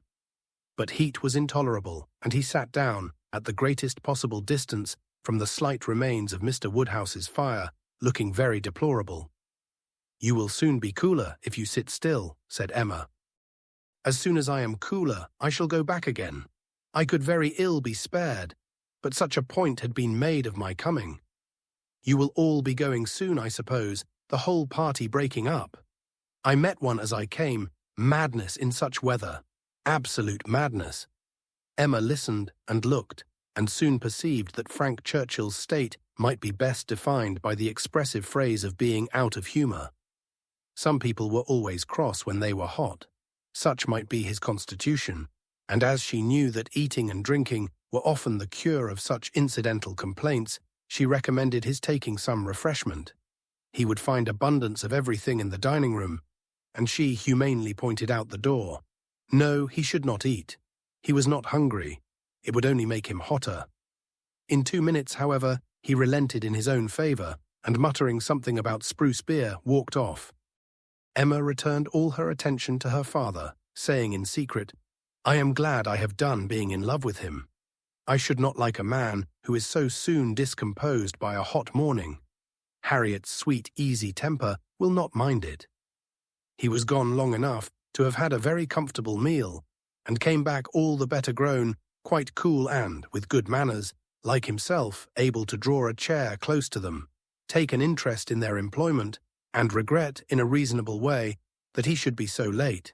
He was not in his best spirits, but seemed trying to improve them, and at last made himself talk nonsense very agreeably. They were looking over views in Switzerland. As soon as my aunt gets well, I shall go abroad, said he. I shall never be easy till I have seen some of these places. You will have my sketches, some time or other, to look at, or my tour to read, or my poem. I shall do something to expose myself. That may be, but not by sketches in Switzerland. You will never go to Switzerland. Your uncle and aunt will never allow you to leave England. They may be induced to go too. A warm climate may be prescribed for her. I have more than half an expectation of our all going abroad. I assure you I have. I feel a strong persuasion this morning that I shall soon be abroad. I ought to travel. I am tired of doing nothing. I want a change. I am serious, Miss Woodhouse, whatever your penetrating eyes may fancy. I am sick of England and would leave it tomorrow if I could. You are sick of prosperity and indulgence. Cannot you invent a few hardships for yourself and be contented to stay? I sick of prosperity and indulgence. You are quite mistaken. I do not look upon myself as either prosperous or indulged. I am thwarted in everything material. I do not consider myself at all a fortunate person. You are not quite so miserable, though, as when you first came. Go and eat and drink a little more, and you will do very well. Another slice of cold meat, another draught of Madeira and water, will make you nearly on a par with the rest of us. No, I shall not stir. I shall sit by you. You are my best cure. We are going to Box Hill tomorrow. You will join us. It is not Switzerland, but it will be something for a young man so much in want of a change. You will stay and go with us? No, certainly not. I shall go home in the cool of the evening. But you may come again in the cool of tomorrow morning. No, it will not be worthwhile. If I come, I shall be cross. Then pray stay at Richmond. But if I do, I shall be crosser still. I can never bear to think of you all there without me. These are difficulties which you must settle for yourself. Choose your own degree of crossness. I shall press you no more. The rest of the party were now returning, and all were soon collected. With some there was great joy at the sight of Frank Churchill. Others took it very composedly, but there was a very general distress and disturbance on Miss Fairfax's disappearance being explained. That it was time for everybody to go, concluded the subject, and with a short final arrangement for the next day's scheme, they parted. Frank Churchill's little inclination to exclude himself increased so much that his last words to Emma were, "Well, if you wish me to stay and join the party, I will." She smiled her acceptance, and nothing less than a summons from Richmond was to take him back before the following evening. Chapter 7. They had a very fine day for Box Hill, and all the other outward circumstances of arrangement, accommodation, and punctuality were in favour of a pleasant party. Mr. Weston directed the whole, officiating safely between Hartfield and the vicarage, and everybody was in good time. Emma and Harriet went together, Miss Bates and her niece with the Eltons, the gentleman on horseback. Mrs. Weston remained with Mr. Woodhouse. Nothing was wanting but to be happy when they got there. 7 miles were travelled in expectation of enjoyment, and everybody had a burst of admiration on first arriving. But in the general amount of the day there was deficiency. There was a languor, a want of spirits, a want of union, which could not be got over. They separated too much into parties. The Eltons walked together. Mr. Knightley took charge of Miss Bates and Jane, and Emma and Harriet belonged to Frank Churchill. And Mr. Weston tried, in vain, to make them harmonize better. It seemed at first an accidental division, but it never materially varied. Mr. and Mrs. Elton, indeed, showed no unwillingness to mix and be as agreeable as they could, but during the 2 whole hours that were spent on the hill there seemed a principle of separation between the other parties too strong for any fine prospects, or any cold collation, or any cheerful Mr. Weston to remove. At first it was downright dullness to Emma. She had never seen Frank Churchill so silent and stupid. He said nothing worth hearing, looked without seeing, admired without intelligence, listened without knowing what she said. While he was so dull, it was no wonder that Harriet should be dull likewise, and they were both insufferable. When they all sat down it was better, to her taste a great deal better, for Frank Churchill grew talkative and gay, making her his first object. Every distinguishing attention that could be paid was paid to her. To amuse her and be agreeable in her eyes seemed all that he cared for, and Emma, glad to be enlivened, not sorry to be flattered, was gay and easy too, and gave him all the friendly encouragement, the admission to be gallant, which she had ever given in the first and most animating period of their acquaintance, but which now, in her own estimation, meant nothing, though in the judgment of most people looking on it, must have had such an appearance as no English word, but flirtation could very well describe. Mr. Frank Churchill and Miss Woodhouse flirted together excessively. They were laying themselves open to that very phrase, and to having it sent off in a letter to Maple Grove by one lady, to Ireland by another.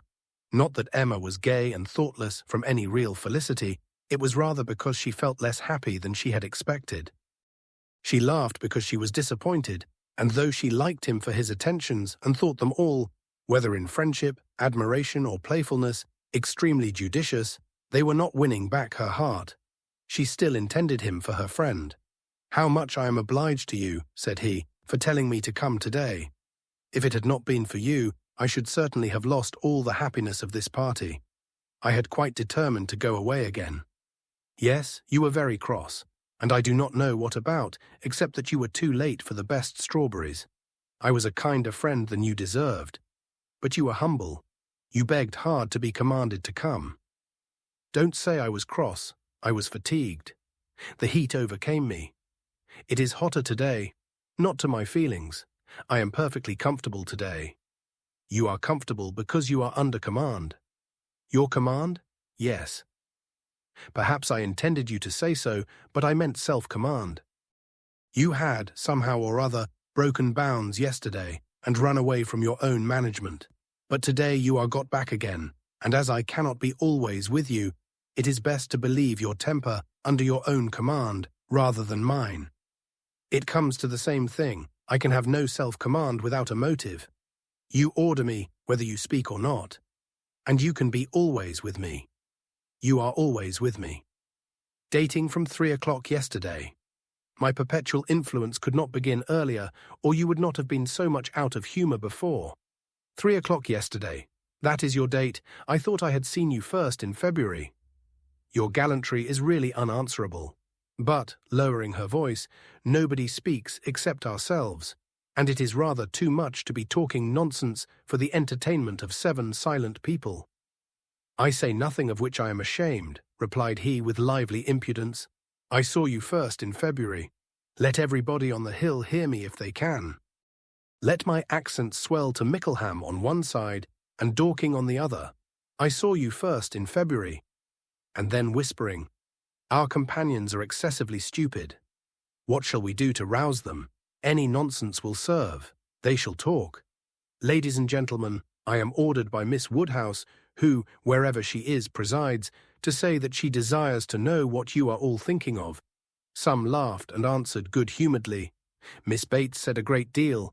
Mrs. Elton swelled at the idea of Miss Woodhouse's presiding. Mr. Knightley's answer was the most distinct. Is Miss Woodhouse sure that she would like to hear what we are all thinking of? Oh, no, no, cried Emma, laughing as carelessly as she could. Upon no account in the world. It is the very last thing I would stand the brunt of just now. Let me hear anything rather than what you are all thinking of. I will not say quite all. There are 1 or 2, perhaps, glancing at Mr. Weston and Harriet, whose thoughts I might not be afraid of knowing. It is a sort of thing, cried Mrs. Elton emphatically, which I should not have thought myself privileged to inquire into, though perhaps as the chaperone of the party, I never was in any circle exploring parties, young ladies, married women. Her mutterings were chiefly to her husband, and he murmured in reply, very true, my love, very true. Exactly so, indeed, quite unheard of. But some ladies say anything, better pass it off as a joke. Everybody knows what is due to you. It will not do, whispered Frank to Emma. They are most of them affronted. I will attack them with more address. Ladies and gentlemen, I am ordered by Miss Woodhouse to say that she waives her right of knowing exactly what you may all be thinking of, and only requires something very entertaining from each of you in a general way. Here are 7 of you, besides myself, who, she is pleased to say, am very entertaining already, and she only demands from each of you either one thing very clever, be it prose or verse, original or repeated, or 2 things moderately clever, or 3 things very dull indeed, and she engages to laugh heartily at them all. Oh, very well, exclaimed Miss Bates, then I need not be uneasy. 3 things very dull indeed. That will just do for me, you know. I shall be sure to say 3 dull things as soon as ever I open my mouth, shan't I? Looking round with the most good-humoured dependence on everybody's assent. Do not you all think I shall? Emma could not resist. Ah, ma'am, but there may be a difficulty. Pardon me, but you will be limited as to number only 3 at once. Miss Bates, deceived by the mock ceremony of her manner, did not immediately catch her meaning. But when it burst on her, it could not anger, though a slight blush showed that it could pain her. Ah! Well, to be sure, yes, I see what she means, turning to Mr. Knightley, and I will try to hold my tongue. I must make myself very disagreeable, or she would not have said such a thing to an old friend. I like your plan, cried Mr. Weston. Agreed, agreed.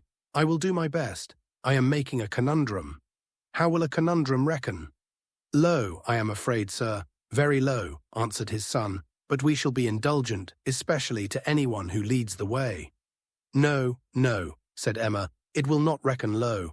A conundrum of Mr. Weston's shall clear him and his next neighbour. Come, sir, pray let me hear it. I doubt its being very clever myself, said Mr. Weston. It is too much a matter of fact, but here it is. What 2 letters of the alphabet are there that express perfection? What 2 letters express perfection? I am sure I do not know. Ah, you will never guess. You, to Emma, I am certain, will never guess. I will tell you. M and A, Emma. Do you understand? Understanding and gratification came together. It might be a very indifferent piece of wit, but Emma found a great deal to laugh at and enjoy in it, and so did Frank and Harriet.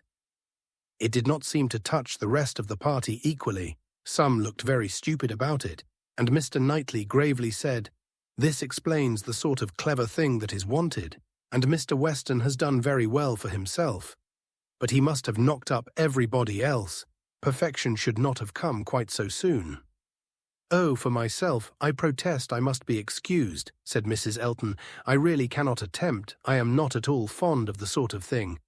I had an acrostic once sent to me upon my own name, which I was not at all pleased with. I knew who it came from. An abominable puppy.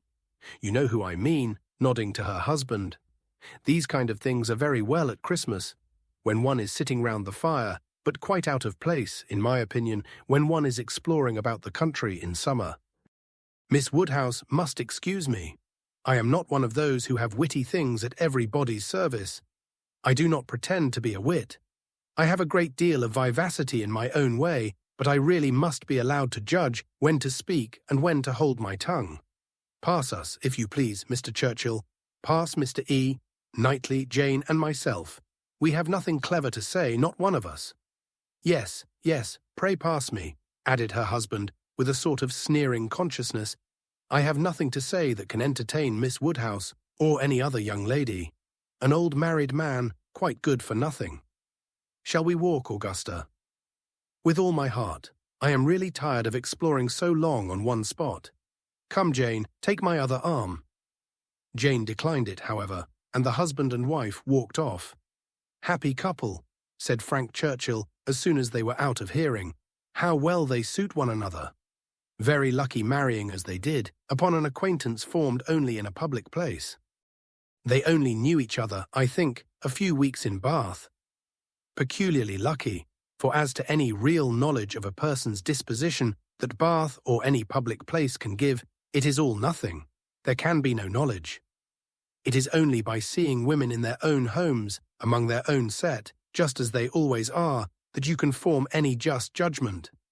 Short of that, it is all guess and luck, and will generally be ill luck. How many a man has committed himself on a short acquaintance, and rued it all the rest of his life? Miss Fairfax, who had seldom spoken before, except among her own confederates, spoke now. Such things do occur undoubtedly. She was stopped by a cough. Frank Churchill turned towards her to listen. "You were speaking," said he gravely. She recovered her voice. "I was only going to observe that though such unfortunate circumstances do sometimes occur, both to men and women, I cannot imagine them to be very frequent. A hasty and imprudent attachment may arise, but there is generally time to recover from it afterwards. I would be understood to mean that it can be only weak, irresolute characters, whose happiness must be always at the mercy of chance, who will suffer an unfortunate acquaintance to be an inconvenience, an oppression forever. He made no answer, merely looked and bowed in submission, and soon afterwards said in a lively tone, "Well, I have so little confidence in my own judgment that whenever I marry, I hope somebody will choose my wife for me. Will you?" turning to Emma. "Will you choose a wife for me? I am sure I should like anybody fixed on by you. You provide for the family, you know," with a smile at his father. "Find somebody for me. I am in no hurry. Adopt her, educate her, and make her like myself. By all means, if you can. Very well, I undertake the commission. You shall have a charming wife.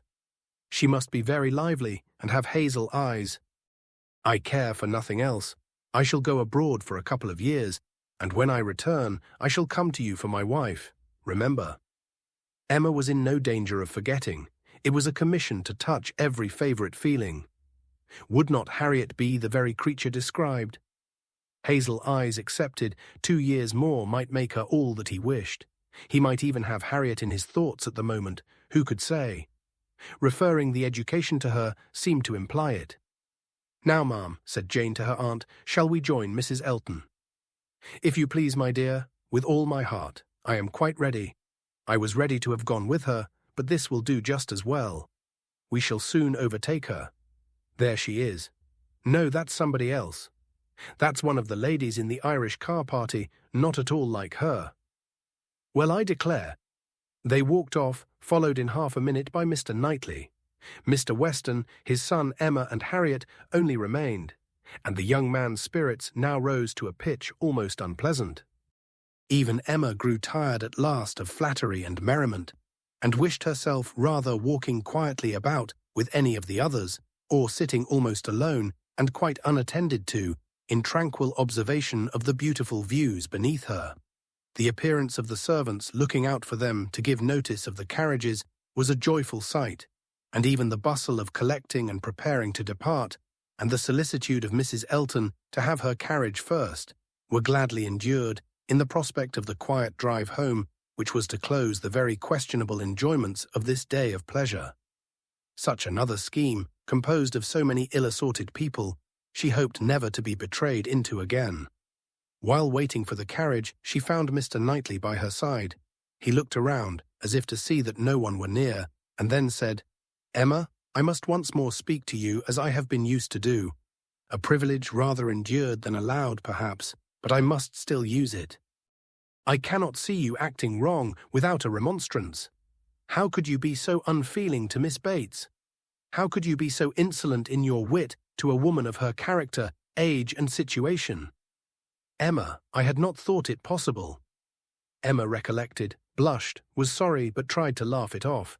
"Nay, how could I help saying what I did? Nobody could have helped it. It was not so very bad. I dare say she did not understand me." "I assure you she did. She felt your full meaning. She has talked of it since. I wish you could have heard how she talked of it, with what candour and generosity. I wish you could have heard her honouring your forbearance, in being able to pay her such attentions as she was for ever receiving from yourself and your father, when her society must be so irksome." "Oh," cried Emma, "I know there is not a better creature in the world. But you must allow that what is good and what is ridiculous are most unfortunately blended in her." "They are blended," said he, "I acknowledge, and, were she prosperous, I could allow much for the occasional prevalence of the ridiculous over the good. Were she a woman of fortune, I would leave every harmless absurdity to take its chance. I would not quarrel with you for any liberties of manner. Were she your equal in situation. But, Emma, consider how far this is from being the case. She is poor, she has sunk from the comforts she was born to, and if she live to old age, must probably sink more. Her situation should secure your compassion. It was badly done, indeed. You, whom she had known from an infant, whom she had seen grow up from a period when her notice was an honour, to have you now, in thoughtless spirits, and the pride of the moment, laugh at her, humble her, and before her niece, too, and before others, many of whom, certainly some, would be entirely guided by your treatment of her. This is not pleasant to you, Emma, and it is very far from pleasant to me, But I must, I will tell you truths while I can, satisfied with proving myself your friend by very faithful counsel, and trusting that you will some time or other do me greater justice than you can do now." While they talked, they were advancing towards the carriage. It was ready, and before she could speak again, he had handed her in. He had misinterpreted the feelings which had kept her face averted and her tongue motionless. They were combined only of anger against herself, mortification, and deep concern. She had not been able to speak, and on entering the carriage, sunk back for a moment overcome, then reproaching herself for having taken no leave, making no acknowledgment. Parting in apparent sullenness, she looked out with voice and hand, eager to show a difference. But it was just too late. He had turned away, and the horses were in motion. She continued to look back, but in vain, and soon, with what appeared unusual speed, they were halfway down the hill, and everything left far behind. She was vexed beyond what could have been expressed, almost beyond what she could conceal. Never had she felt so agitated, mortified, grieved at any circumstance in her life. She was most forcibly struck. The truth of this representation there was no denying. She felt it at her heart. How could she have been so brutal, so cruel to Miss Bates? How could she have exposed herself to such ill opinion in anyone she valued? And how suffer him to leave her without saying one word of gratitude, of concurrence, of common kindness? Time did not compose her. As she reflected more, she seemed but to feel it more. She never had been so depressed. Happily, it was not necessary to speak. There was only Harriet, who seemed not in spirits herself, fagged, and very willing to be silent, and Emma felt the tears running down her cheeks almost all the way home, without being at any trouble to check them, extraordinary as they were. Chapter 8. The wretchedness of a scheme to Box Hill was in Emma's thoughts all the evening.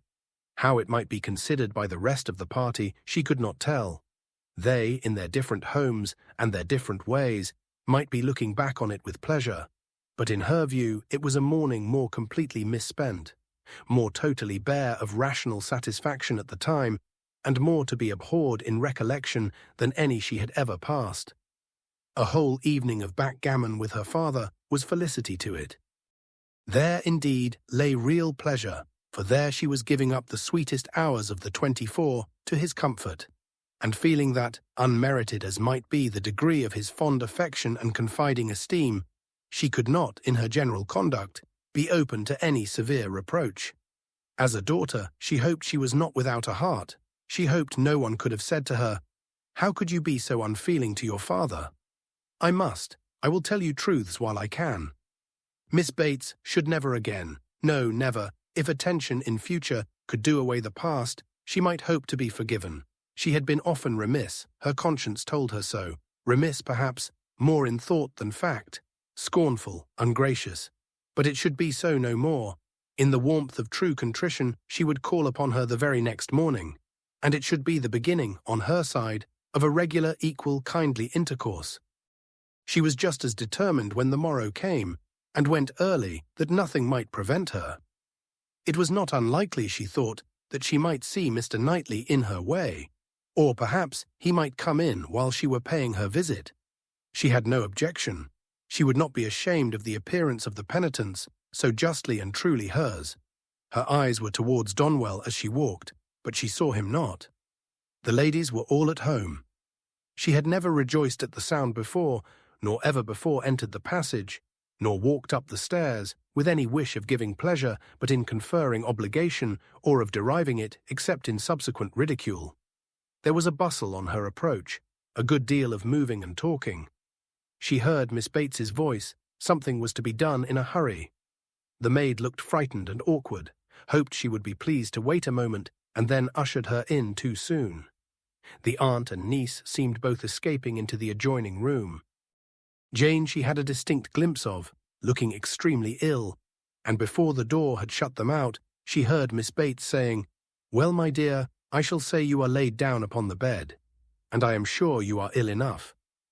Poor old Mrs. Bates, civil and humble as usual, looked as if she did not quite understand what was going on. "I am afraid Jane is not very well," said she, "but I do not know.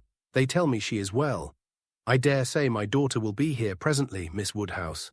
I hope you find a chair. I wish Hetty had not gone. I am very little able. Have you a chair, ma'am? Do you sit where you like? I am sure she will be here presently." Emma seriously hoped she would. She had a moment's fear of Miss Bates keeping away from her, but Miss Bates soon came, very happy and obliged. But Emma's conscience told her that there was not the same cheerful volubility as before, less ease of look and manner. A very friendly inquiry after Miss Fairfax, she hoped, might lead the way to a return of old feelings. The touch seemed immediate. "Ah, Miss Woodhouse, how kind you are! I suppose you have heard and are come to give us joy." This does not seem much like joy indeed in me, twinkling away a tear or two, but it will be very trying for us to part with her after having had her so long, and she has a dreadful headache just now, writing all the morning.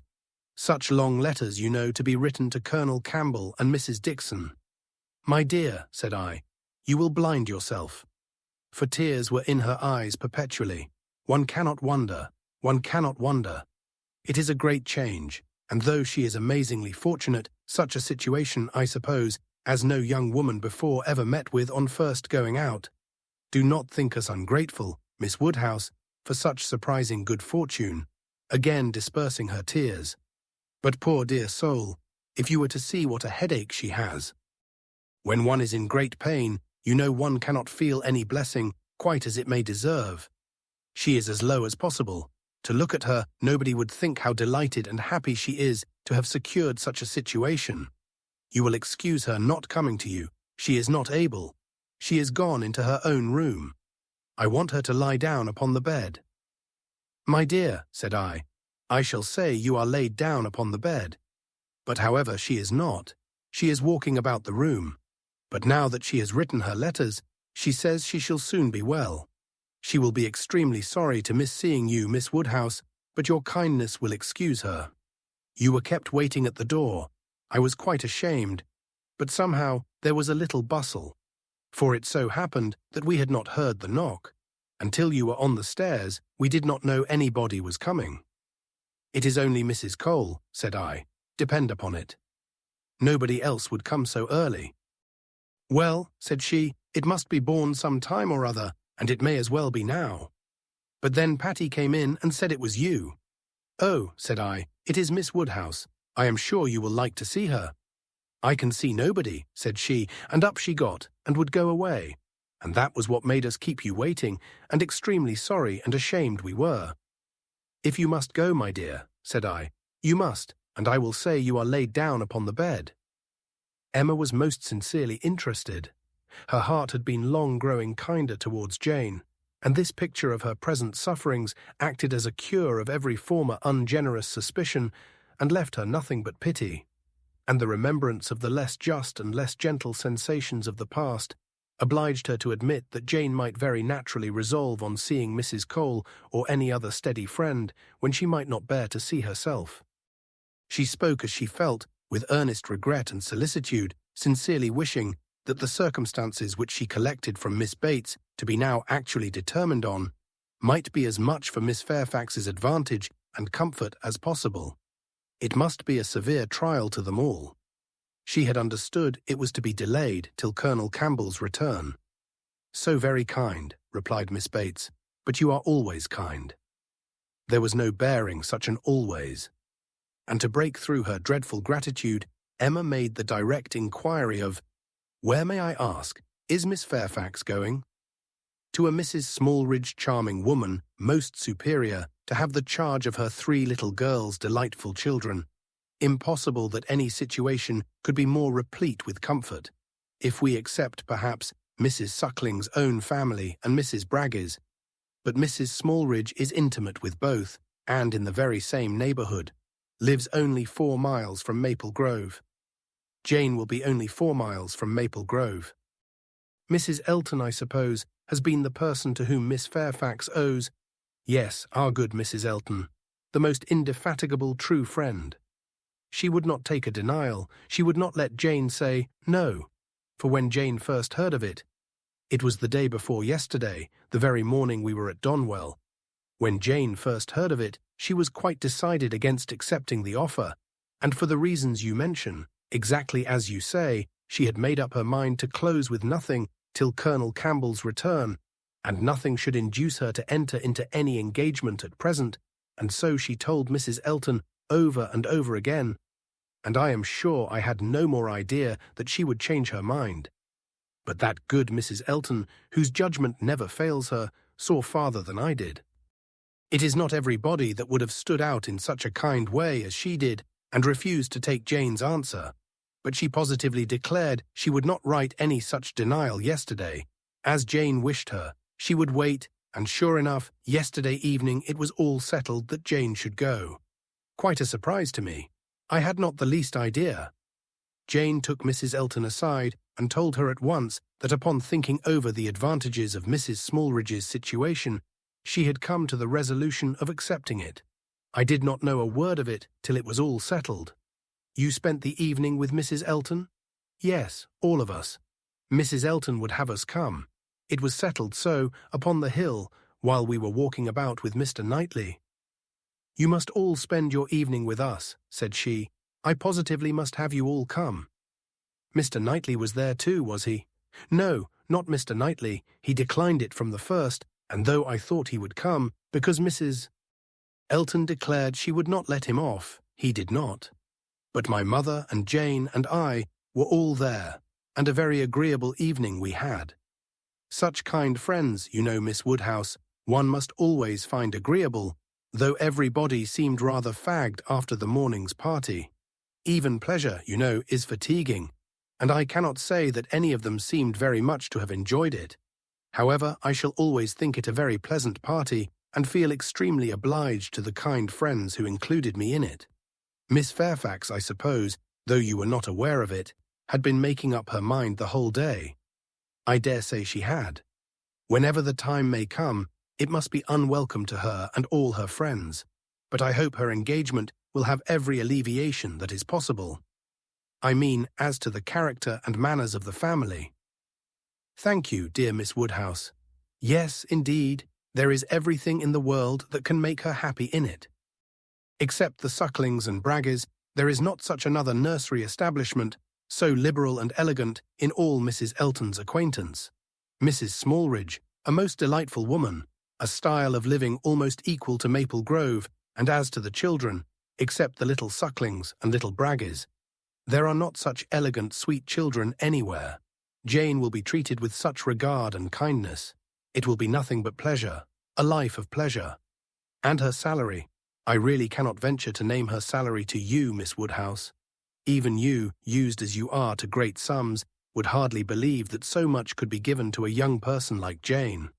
Ah, madam, cried Emma, if other children are at all like what I remember to have been myself, I should think 5 times the amount of what I have ever yet heard named as a salary on such occasions, dearly earned. You are so noble in your ideas. And when is Miss Fairfax to leave you? Very soon indeed. That's the worst of it. Within a fortnight. Mrs. Smallridge is in a great hurry. My poor mother does not know how to bear it, so then I try to put it out of her thoughts and say, "Come, ma'am, do not let us think about it any more." Her friends must all be sorry to lose her, and will not Colonel and Mrs. Campbell be sorry to find that she has engaged herself before their return?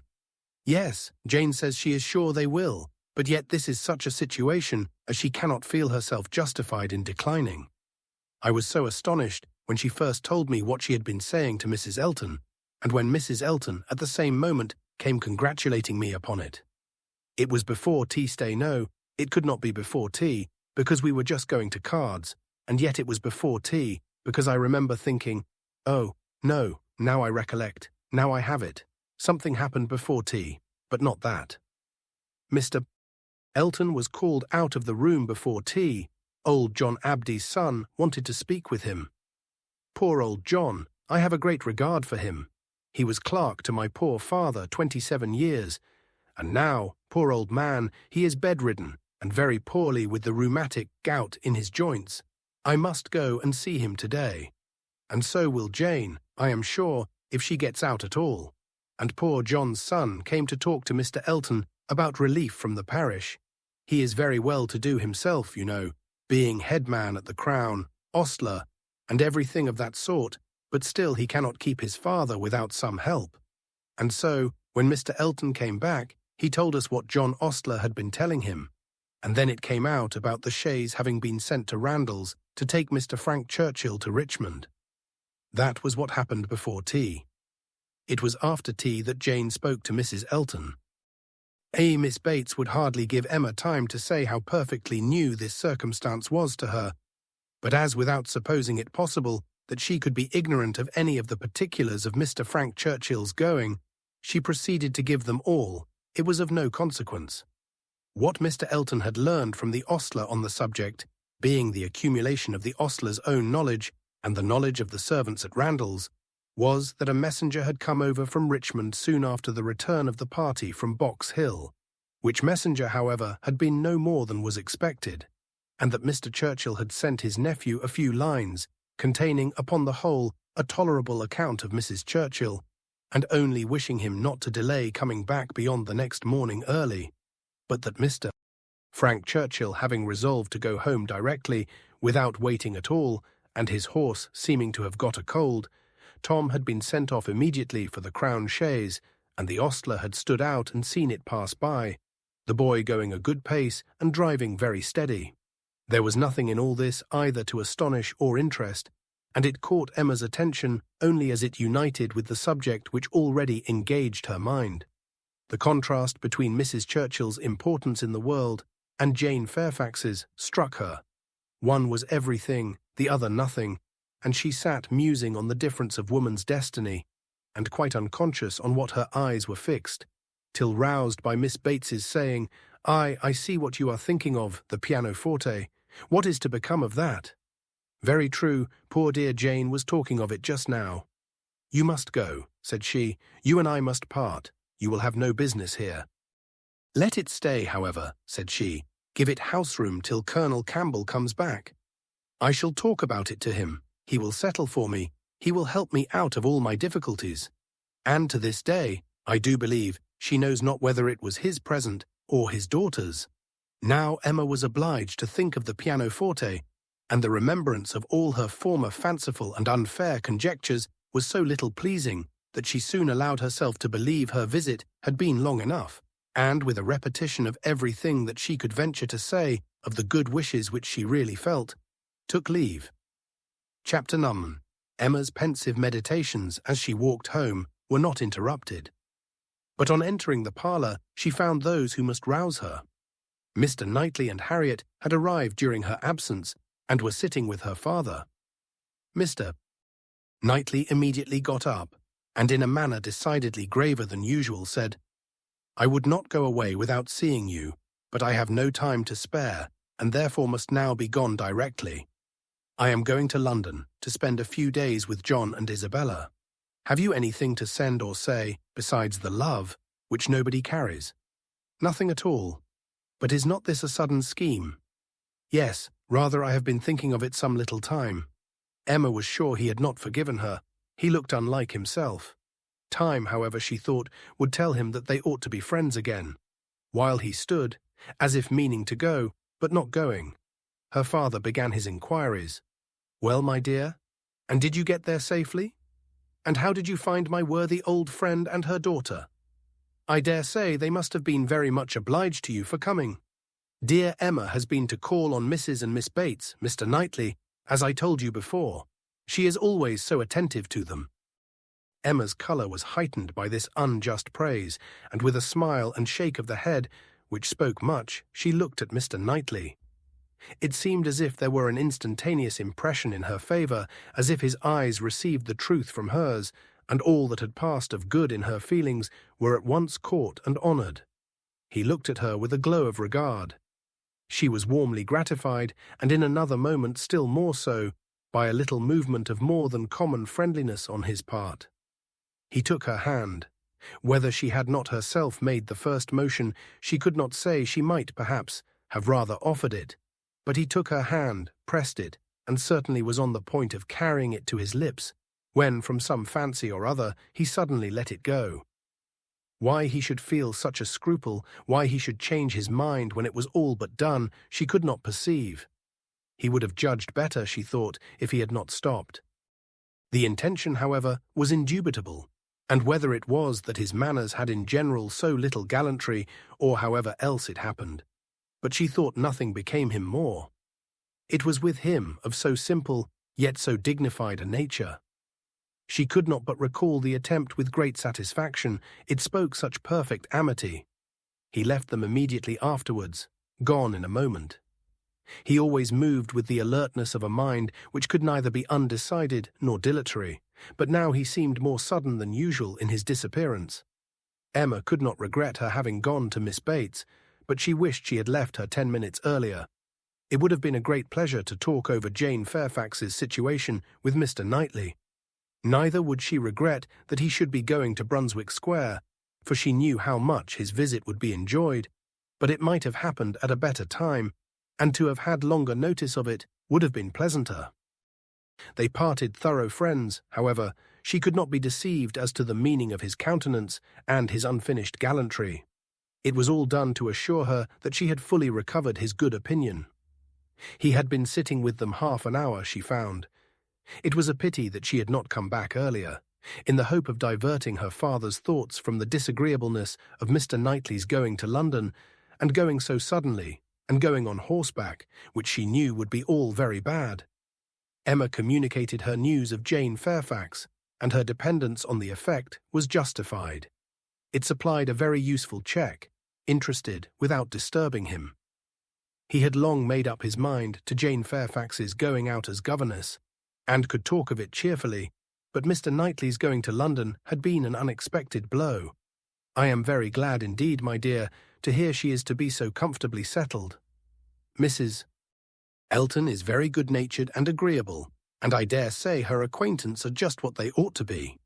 I hope it is a dry situation, and that her health will be taken good care of. It ought to be a first object, as I am sure poor Miss Taylor's always was with me. You know, my dear, she is going to be to this new lady what Miss Taylor was to us, and I hope she will be better off in one respect, and not be induced to go away after it has been her home so long." The following day brought news from Richmond to throw everything else into the background. An express arrived at Randalls to announce the death of Mrs. Churchill. Though her nephew had had no particular reason to hasten back on her account, she had not lived above 36 hours after his return.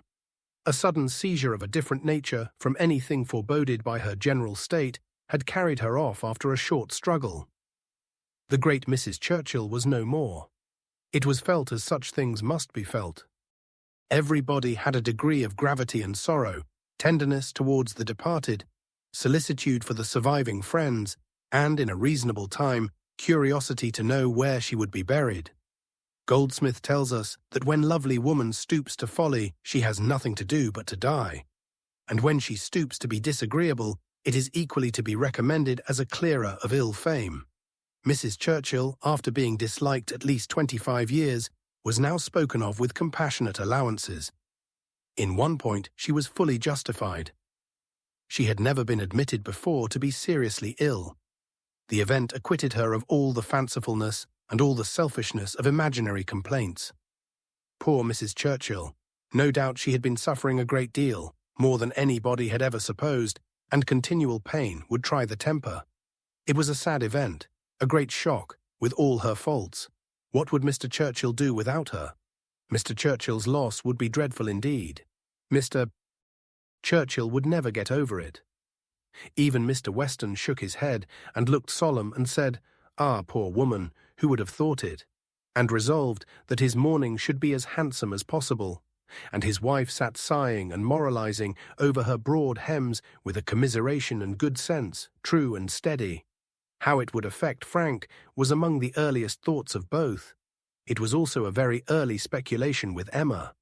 The character of Mrs. Churchill, the grief of her husband, her mind glanced over them both with awe and compassion, and then rested with lightened feelings on how Frank might be affected by the event, how benefited, how freed. She saw in a moment all the possible good. Now an attachment to Harriet Smith would have nothing to encounter. Mr. Churchill, independent of his wife, was feared by nobody, an easy, guidable man to be persuaded into anything by his nephew. All that remained to be wished was that the nephew should form the attachment, as, with all her goodwill in the cause, Emma could feel no certainty of its being already formed. Harriet behaved extremely well on the occasion, with great self-command. Whatever she might feel of brighter hope, she betrayed nothing. Emma was gratified to observe such a proof in her of strengthened character, and refrained from any allusion that might endanger its maintenance. They spoke, therefore, of Mrs. Churchill's death with mutual forbearance. Short letters from Frank were received at Randalls, communicating all that was immediately important of their state and plans. Mr. Churchill was better than could be expected, and their first removal, on the departure of the funeral for Yorkshire, was to be to the house of a very old friend in Windsor, to whom Mr. Churchill had been promising a visit the last 10 years. At present there was nothing to be done for Harriet. Good wishes for the future were all that could yet be possible on Emma's side. It was a more pressing concern to show attention to Jane Fairfax, whose prospects were closing, while Harriet's opened, and whose engagements now allowed of no delay in anyone at Highbury who wished to show her kindness, and with Emma it was grown into a first wish. She had scarcely a stronger regret than for her past coldness, and the person whom she had been so many months neglecting was now the very one on whom she would have lavished every distinction of regard or sympathy. She wanted to be of use to her, wanted to show a value for her society, and testify respect and consideration. She resolved to prevail on her to spend a day at Hartfield. A note was written to urge it. The invitation was refused, and by a verbal message. Miss Fairfax was not well enough to write, and when Mr. Perry called at Hartfield the same morning, it appeared that she was so much indisposed as to have been visited, though against her own consent, by himself, and that she was suffering under severe headaches and a nervous fever to a degree which made him doubt the possibility of her going to Mrs. Smallridge's at the time proposed. Her health seemed for the moment completely deranged, appetite quite gone, and though there were no absolutely alarming symptoms, nothing touching the pulmonary complaint, which was the standing apprehension of the family, Mr. Perry was uneasy about her. He thought she had undertaken more than she was equal to, and that she felt it so herself, though she would not own it. Her spirits seemed overcome. Her present home, he could not but observe, was unfavourable to a nervous disorder.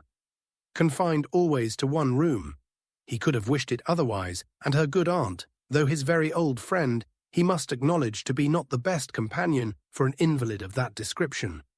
Her care and attention could not be questioned. They were, in fact, only too great. He very much feared that Miss Fairfax derived more evil than good from them. Emma listened with the warmest concern, grieved for her more, and looked around eager to discover some way of being useful. To take her be it only an hour or two from her aunt, to give her change of air and scene, and quiet rational conversation, even for an hour or two, might do her good. And the following morning she wrote again to say, in the most feeling language she could command, that she would call for her in the carriage at any hour that Jane would name, mentioning that she had Mr. Perry's decided opinion in favour of such exercise for his patient. The answer was only in this short note: Miss Fairfax's compliments and thanks, but is quite unequal to any exercise. Emma felt that her own note had deserved something better, but it was impossible to quarrel with words whose tremulous inequality showed indisposition so plainly, and she thought only of how she might best counteract this unwillingness to be seen or assisted. In spite of the answer, therefore, she ordered the carriage and drove to Mrs. Bates's, in the hope that Jane would be induced to join her. But it would not do. Miss Bates came to the carriage door, all gratitude, and agreeing with her most earnestly in thinking an airing might be of the greatest service, and everything that message could do was tried, but all in vain. Miss Bates was obliged to return without success. Jane was quite unpersuadable. The mere proposal of going out seemed to make her worse. Emma wished she could have seen her and tried her own powers, but almost before she could hint the wish, Miss Bates made it appear that she had promised her niece on no account to let Miss Woodhouse in. Indeed, the truth was that poor dear Jane could not bear to see anybody at all. Mrs. Elton, indeed, could not be denied, and Mrs. Cole had made such a point, and Mrs. Perry had said so much. But except them, Jane would really see nobody. Emma did not want to be classed with the Mrs. Eltons, the Mrs. Perrys, and the Mrs. Coles, who would force themselves anywhere. Neither could she feel any right of preference herself. She submitted, therefore, and only questioned Miss Bates' father as to her niece's appetite and diet, which she longed to be able to assist. On that subject, poor Miss Bates was very unhappy and very communicative. Jane would hardly eat anything. Mr. Perry recommended nourishing food, but everything they could command, and never had anybody such good neighbours, was distasteful. Emma, on reaching home, called the housekeeper directly to an examination of her stores, and some arrowroot of very superior quality was speedily dispatched to Miss Bates with a most friendly note. In half an hour the arrowroot was returned, with 1,000 thanks from Miss Bates, but dear Jane would not be satisfied without its being sent back. It was a thing she could not take, and moreover she insisted on her saying that she was not at all in want of anything. When Emma afterwards heard that Jane Fairfax had been seen wandering about the meadows at some distance from Highbury on the afternoon of the very day on which she had, under the plea of being unequal to any exercise, so peremptorily refused to go out with her in the carriage, she could have no doubt, putting everything together, that Jane was resolved to receive no kindness from her. She was sorry, very sorry. Her heart was grieved for a state which seemed but the more pitiable from this sort of irritation of spirits, inconsistency of action, and inequality of powers, and it mortified her that she was given so little credit for proper feeling, or esteemed so little worthy as a friend. But she had the consolation of knowing that her intentions were good, and of being able to say to herself that could Mr. Knightley have been privy to all her attempts of assisting Jane Fairfax, could he even have seen into her heart, he would not on this occasion have found anything to reprove. Chapter 30. One morning, about 10 days after Mrs. Churchill's decease, Emma was called downstairs to Mr. Weston, who could not stay 5 minutes and wanted particularly to speak with her. He met her at the parlour door, and hardly asking her how she did, in the natural key of his voice, sunk it immediately to say, unheard by her father, "Can you come to Randalls at any time this morning? Do, if it be possible. Mrs. Weston wants to see you. She must see you. Is she unwell? No, not at all. Only a little agitated. She would have ordered the carriage and come to you, but she must see you alone, and that you know." Nodding towards her father, "Humph. Can you come?" "Certainly. This moment, if you please. It is impossible to refuse what you ask in such a way." "But what can be the matter? Is she really not ill?" "Depend upon me, but ask no more questions. You will know it all in time, the most unaccountable business. But hush, hush." To guess what all this meant was impossible even for Emma. Something really important seemed announced by his looks. But, as her friend was well, she endeavoured not to be uneasy, and settling it with her father that she would take her walk now, she and Mr. Weston were soon out of the house together and on their way at a quick pace for Randalls.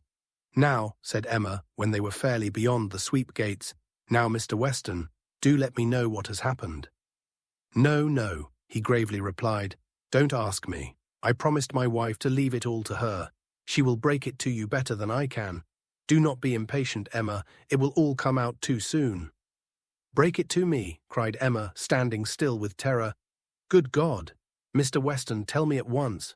Something has happened in Brunswick Square?" "I know it has." "Tell me, I charge you, tell me this moment what it is." "No, indeed you are mistaken." "Mr. Weston, do not trifle with me. Consider how many of my dearest friends are now in Brunswick Square. Which of them is it?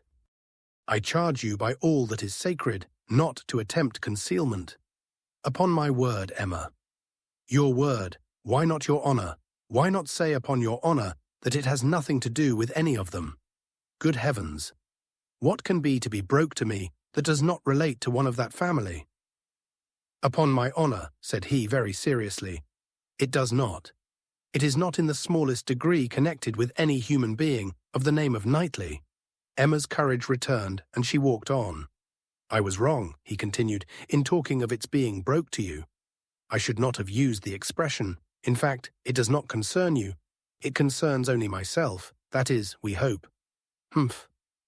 In short, my dear Emma, there is no occasion to be so uneasy about it. I don't say that it is not a disagreeable business, but things might be much worse. If we walk fast, we shall soon be at Randall's. Emma found that she must wait, and now it required little effort. She asked no more questions, therefore, merely employed her own fancy, and that soon pointed out to her the probability of its being some money concern, something just come to light, of a disagreeable nature in the circumstances of the family, something which the late event at Richmond had brought forward. Her fancy was very active, 6 natural children perhaps, and poor Frank cut off. This, though very undesirable, would be no matter of agony to her. It inspired little more than an animating curiosity. "Who is that gentleman on horseback?" said she as they proceeded, speaking more to assist Mr. Weston in keeping his secret than with any other view. "I do not know. One of the Otways." "Not Frank. It is not Frank, I assure you. You will not see him. He is halfway to Windsor by this time." "Has your son been with you then?" "Oh, yes. Did not you know? Well, never mind." For a moment he was silent, and then added, in a tone much more guarded and demure, "Yes, Frank came over this morning, just to ask us how we did." They hurried on, and were speedily at Randall's. "Well, my dear," said he, as they entered the room, "I have brought her, and now I hope you will soon be better. I shall leave you together. There is no use in delay. I shall not be far off if you want me." And Emma distinctly heard him add, in a lower tone, before he quitted the room, "I have been as good as my word. She has not the least idea." Mrs. Weston was looking so ill, and had an air of so much perturbation, that Emma's uneasiness increased, and the moment they were alone, she eagerly said, "What is it, my dear friend? Something of a very unpleasant nature, I find, has occurred. Do let me know directly what it is. I have been walking all this way in complete suspense. We both abhor suspense. Do not let mine continue longer. It will do you good to speak of your distress, whatever it may be." "Have you indeed no idea?" said Mrs. Weston in a trembling voice. "Cannot you, my dear Emma? Cannot you form a guess as to what you are to hear?" "So far as that it relates to Mr. Frank Churchill, I do guess." "You are right. It does relate to him, and I will tell you directly." Resuming her work, and seeming resolved against looking up. "He has been here this very morning, on a most extraordinary errand. It is impossible to express our surprise. He came to speak to his father on a subject, to announce an attachment." She stopped to breathe. Emma thought first of herself, and then of Harriet. "More than an attachment indeed," resumed Mrs. Weston. "An engagement, a positive engagement." "What will you say, Emma? What will anybody say, when it is known that Frank Churchill and Miss Fairfax are engaged? Nay, that they have been long engaged?" Emma even jumped with surprise, and horror-struck exclaimed, "Jane Fairfax! Good God, you are not serious? You do not mean it?" "You may well be amazed," returned Mrs. Weston, still averting her eyes, and talking on with eagerness, that Emma might have time to recover. "You may well be amazed, but it is even so. There has been a solemn engagement between them ever since October, formed at Weymouth, and kept a secret from everybody. Not a creature knowing it but themselves, neither the Campbells, nor her family, nor his. It is so wonderful that though perfectly convinced of the fact, it is yet almost incredible to myself. I can hardly believe it. I thought I knew him." Emma scarcely heard what was said. Her mind was divided between two ideas, her own former conversations with him about Miss Fairfax, and poor Harriet, and for some time she could only exclaim, and require confirmation, repeated confirmation. "Well," said she at last, trying to recover herself, "this is a circumstance which I must think of at least half a day before I can at all comprehend it. What, engaged to her all the winter before either of them came to Highbury? Engaged since October, secretly engaged. It has hurt me, Emma, very much. It has hurt his father equally. Some part of his conduct we cannot excuse.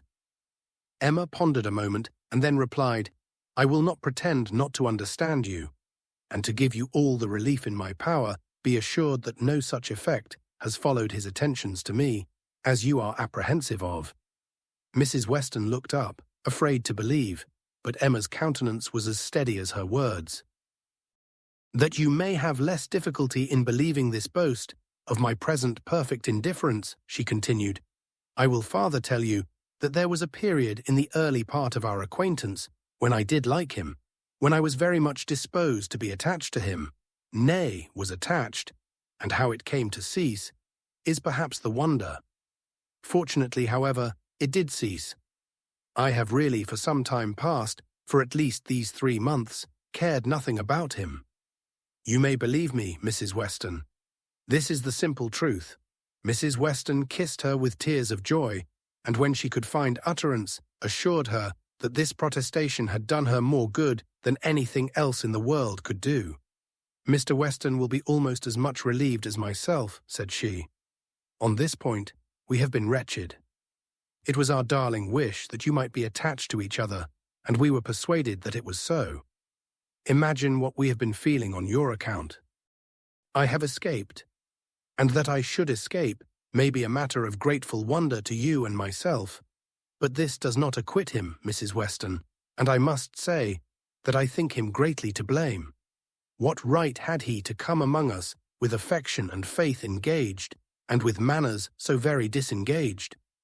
What right had he to endeavour to please, as he certainly did, to distinguish any one young woman with persevering attention, as he certainly did, while he really belonged to another? How could he tell what mischief he might be doing? How could he tell that he might not be making me in love with him? Very wrong indeed. From something that he said, my dear Emma, I rather imagine. And how could she bear such behaviour, composure with a witness, to look on while repeated attentions were offering to another woman before her face and not resent it? That is a degree of placidity which I can neither comprehend nor respect. There were misunderstandings between them, Emma. He said so expressly. He had not time to enter into much explanation. He was here only a quarter of an hour, and in a state of agitation which did not allow the full use even of the time he could stay. But that there had been misunderstandings, he decidedly said. The present crisis, indeed, seemed to be brought on by them, and those misunderstandings might very possibly arise from the impropriety of his conduct. Impropriety. Oh, Mrs. Weston, it is too calm a censure, much beyond impropriety. It has sunk him, I cannot say how it has sunk him in my opinion, so unlike what a man should be. None of that upright integrity, that strict adherence to truth and principle, that disdain of trick and littleness, which a man should display in every transaction of his life. Nay, dear Emma, now I must take his part, for though he has been wrong in this instance, I have known him long enough to answer for his having many, very many, good qualities, and, good God, cried Emma, not attending to her, Mrs. Smallridge too, Jane actually on the point of going as governess. What could he mean by such horrible indelicacy? To suffer her to engage herself, to suffer her even to think of such a measure? He knew nothing about it, Emma. On this article I can fully acquit him. It was a private resolution of hers, not communicated to him, or at least not communicated in a way to carry conviction. Till yesterday I know he said he was in the dark as to her plans. They burst on him, I do not know how, but by some letter or message, and it was the discovery of what she was doing, of this very project of hers, which determined him to come forward at once, own it all to his uncle, throw himself on his kindness, and, in short, put an end to the miserable state of concealment that had been carrying on so long. Emma began to listen better. I am to hear from him soon, continued Mrs. Weston. He told me at parting that he should soon write, and he spoke in a manner which seemed to promise me many particulars that could not be given now. Let us wait, therefore, for this letter. It may bring many extenuations. It may make many things intelligible and excusable which now are not to be understood. Don't let us be severe. Don't let us be in a hurry to condemn him. Let us have patience. I must love him. And now that I am satisfied on one point, the one material point, I am sincerely anxious for its all turning out well and ready to hope that it may. They must both have suffered a great deal under such a system of secrecy and concealment. His sufferings, replied Emma dryly, do not appear to have done him much harm. Well, and how did Mr. Churchill take it? Most favourably for his nephew, gave his consent with scarcely a difficulty. Conceive what the events of a week have done in that family. While poor Mrs. Churchill lived, I suppose there could not have been a hope, a chance, a possibility. But scarcely are her remains at rest in the family vault than her husband is persuaded to act exactly opposite to what she would have required. What a blessing it is when undue influence does not survive the grave. He gave his consent with very little persuasion. Ah, thought Emma, he would have done as much for Harriet. This was settled last night, and Frank was off with the light this morning. He stopped at Highbury, at the Bateses, I fancy, some time, and then came on hither, but was in such a hurry to get back to his uncle, to whom he is just now more necessary than ever, that, as I tell you, he could stay with us but a quarter of an hour. He was very much agitated, very much indeed, to a degree that made him appear quite a different creature from anything I had ever seen him before. In addition to all the rest, there had been the shock of finding her so very unwell, which he had had no previous suspicion of, and there was every appearance of his having been feeling a great deal.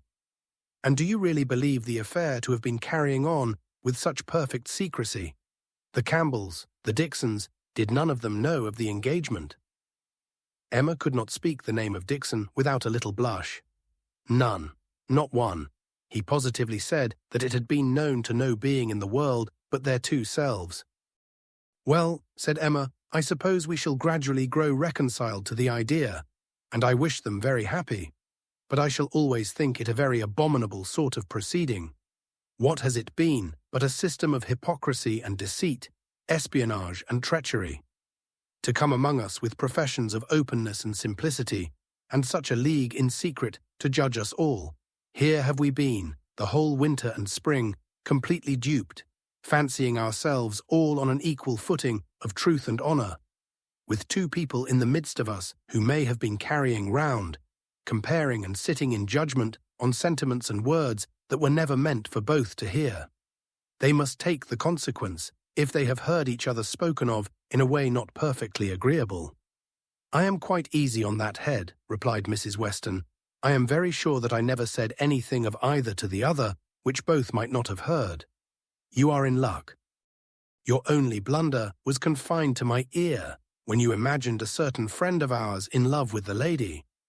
True, but as I have always had a thoroughly good opinion of Miss Fairfax, I never could, under any blunder, have spoken ill of her, and as to speaking ill of him, there I must have been safe.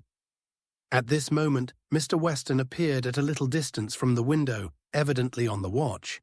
His wife gave him a look which invited him in, and, while he was coming round, added, Now, dearest Emma, let me entreat you to say and look everything that may set his heart at ease, and incline him to be satisfied with the match.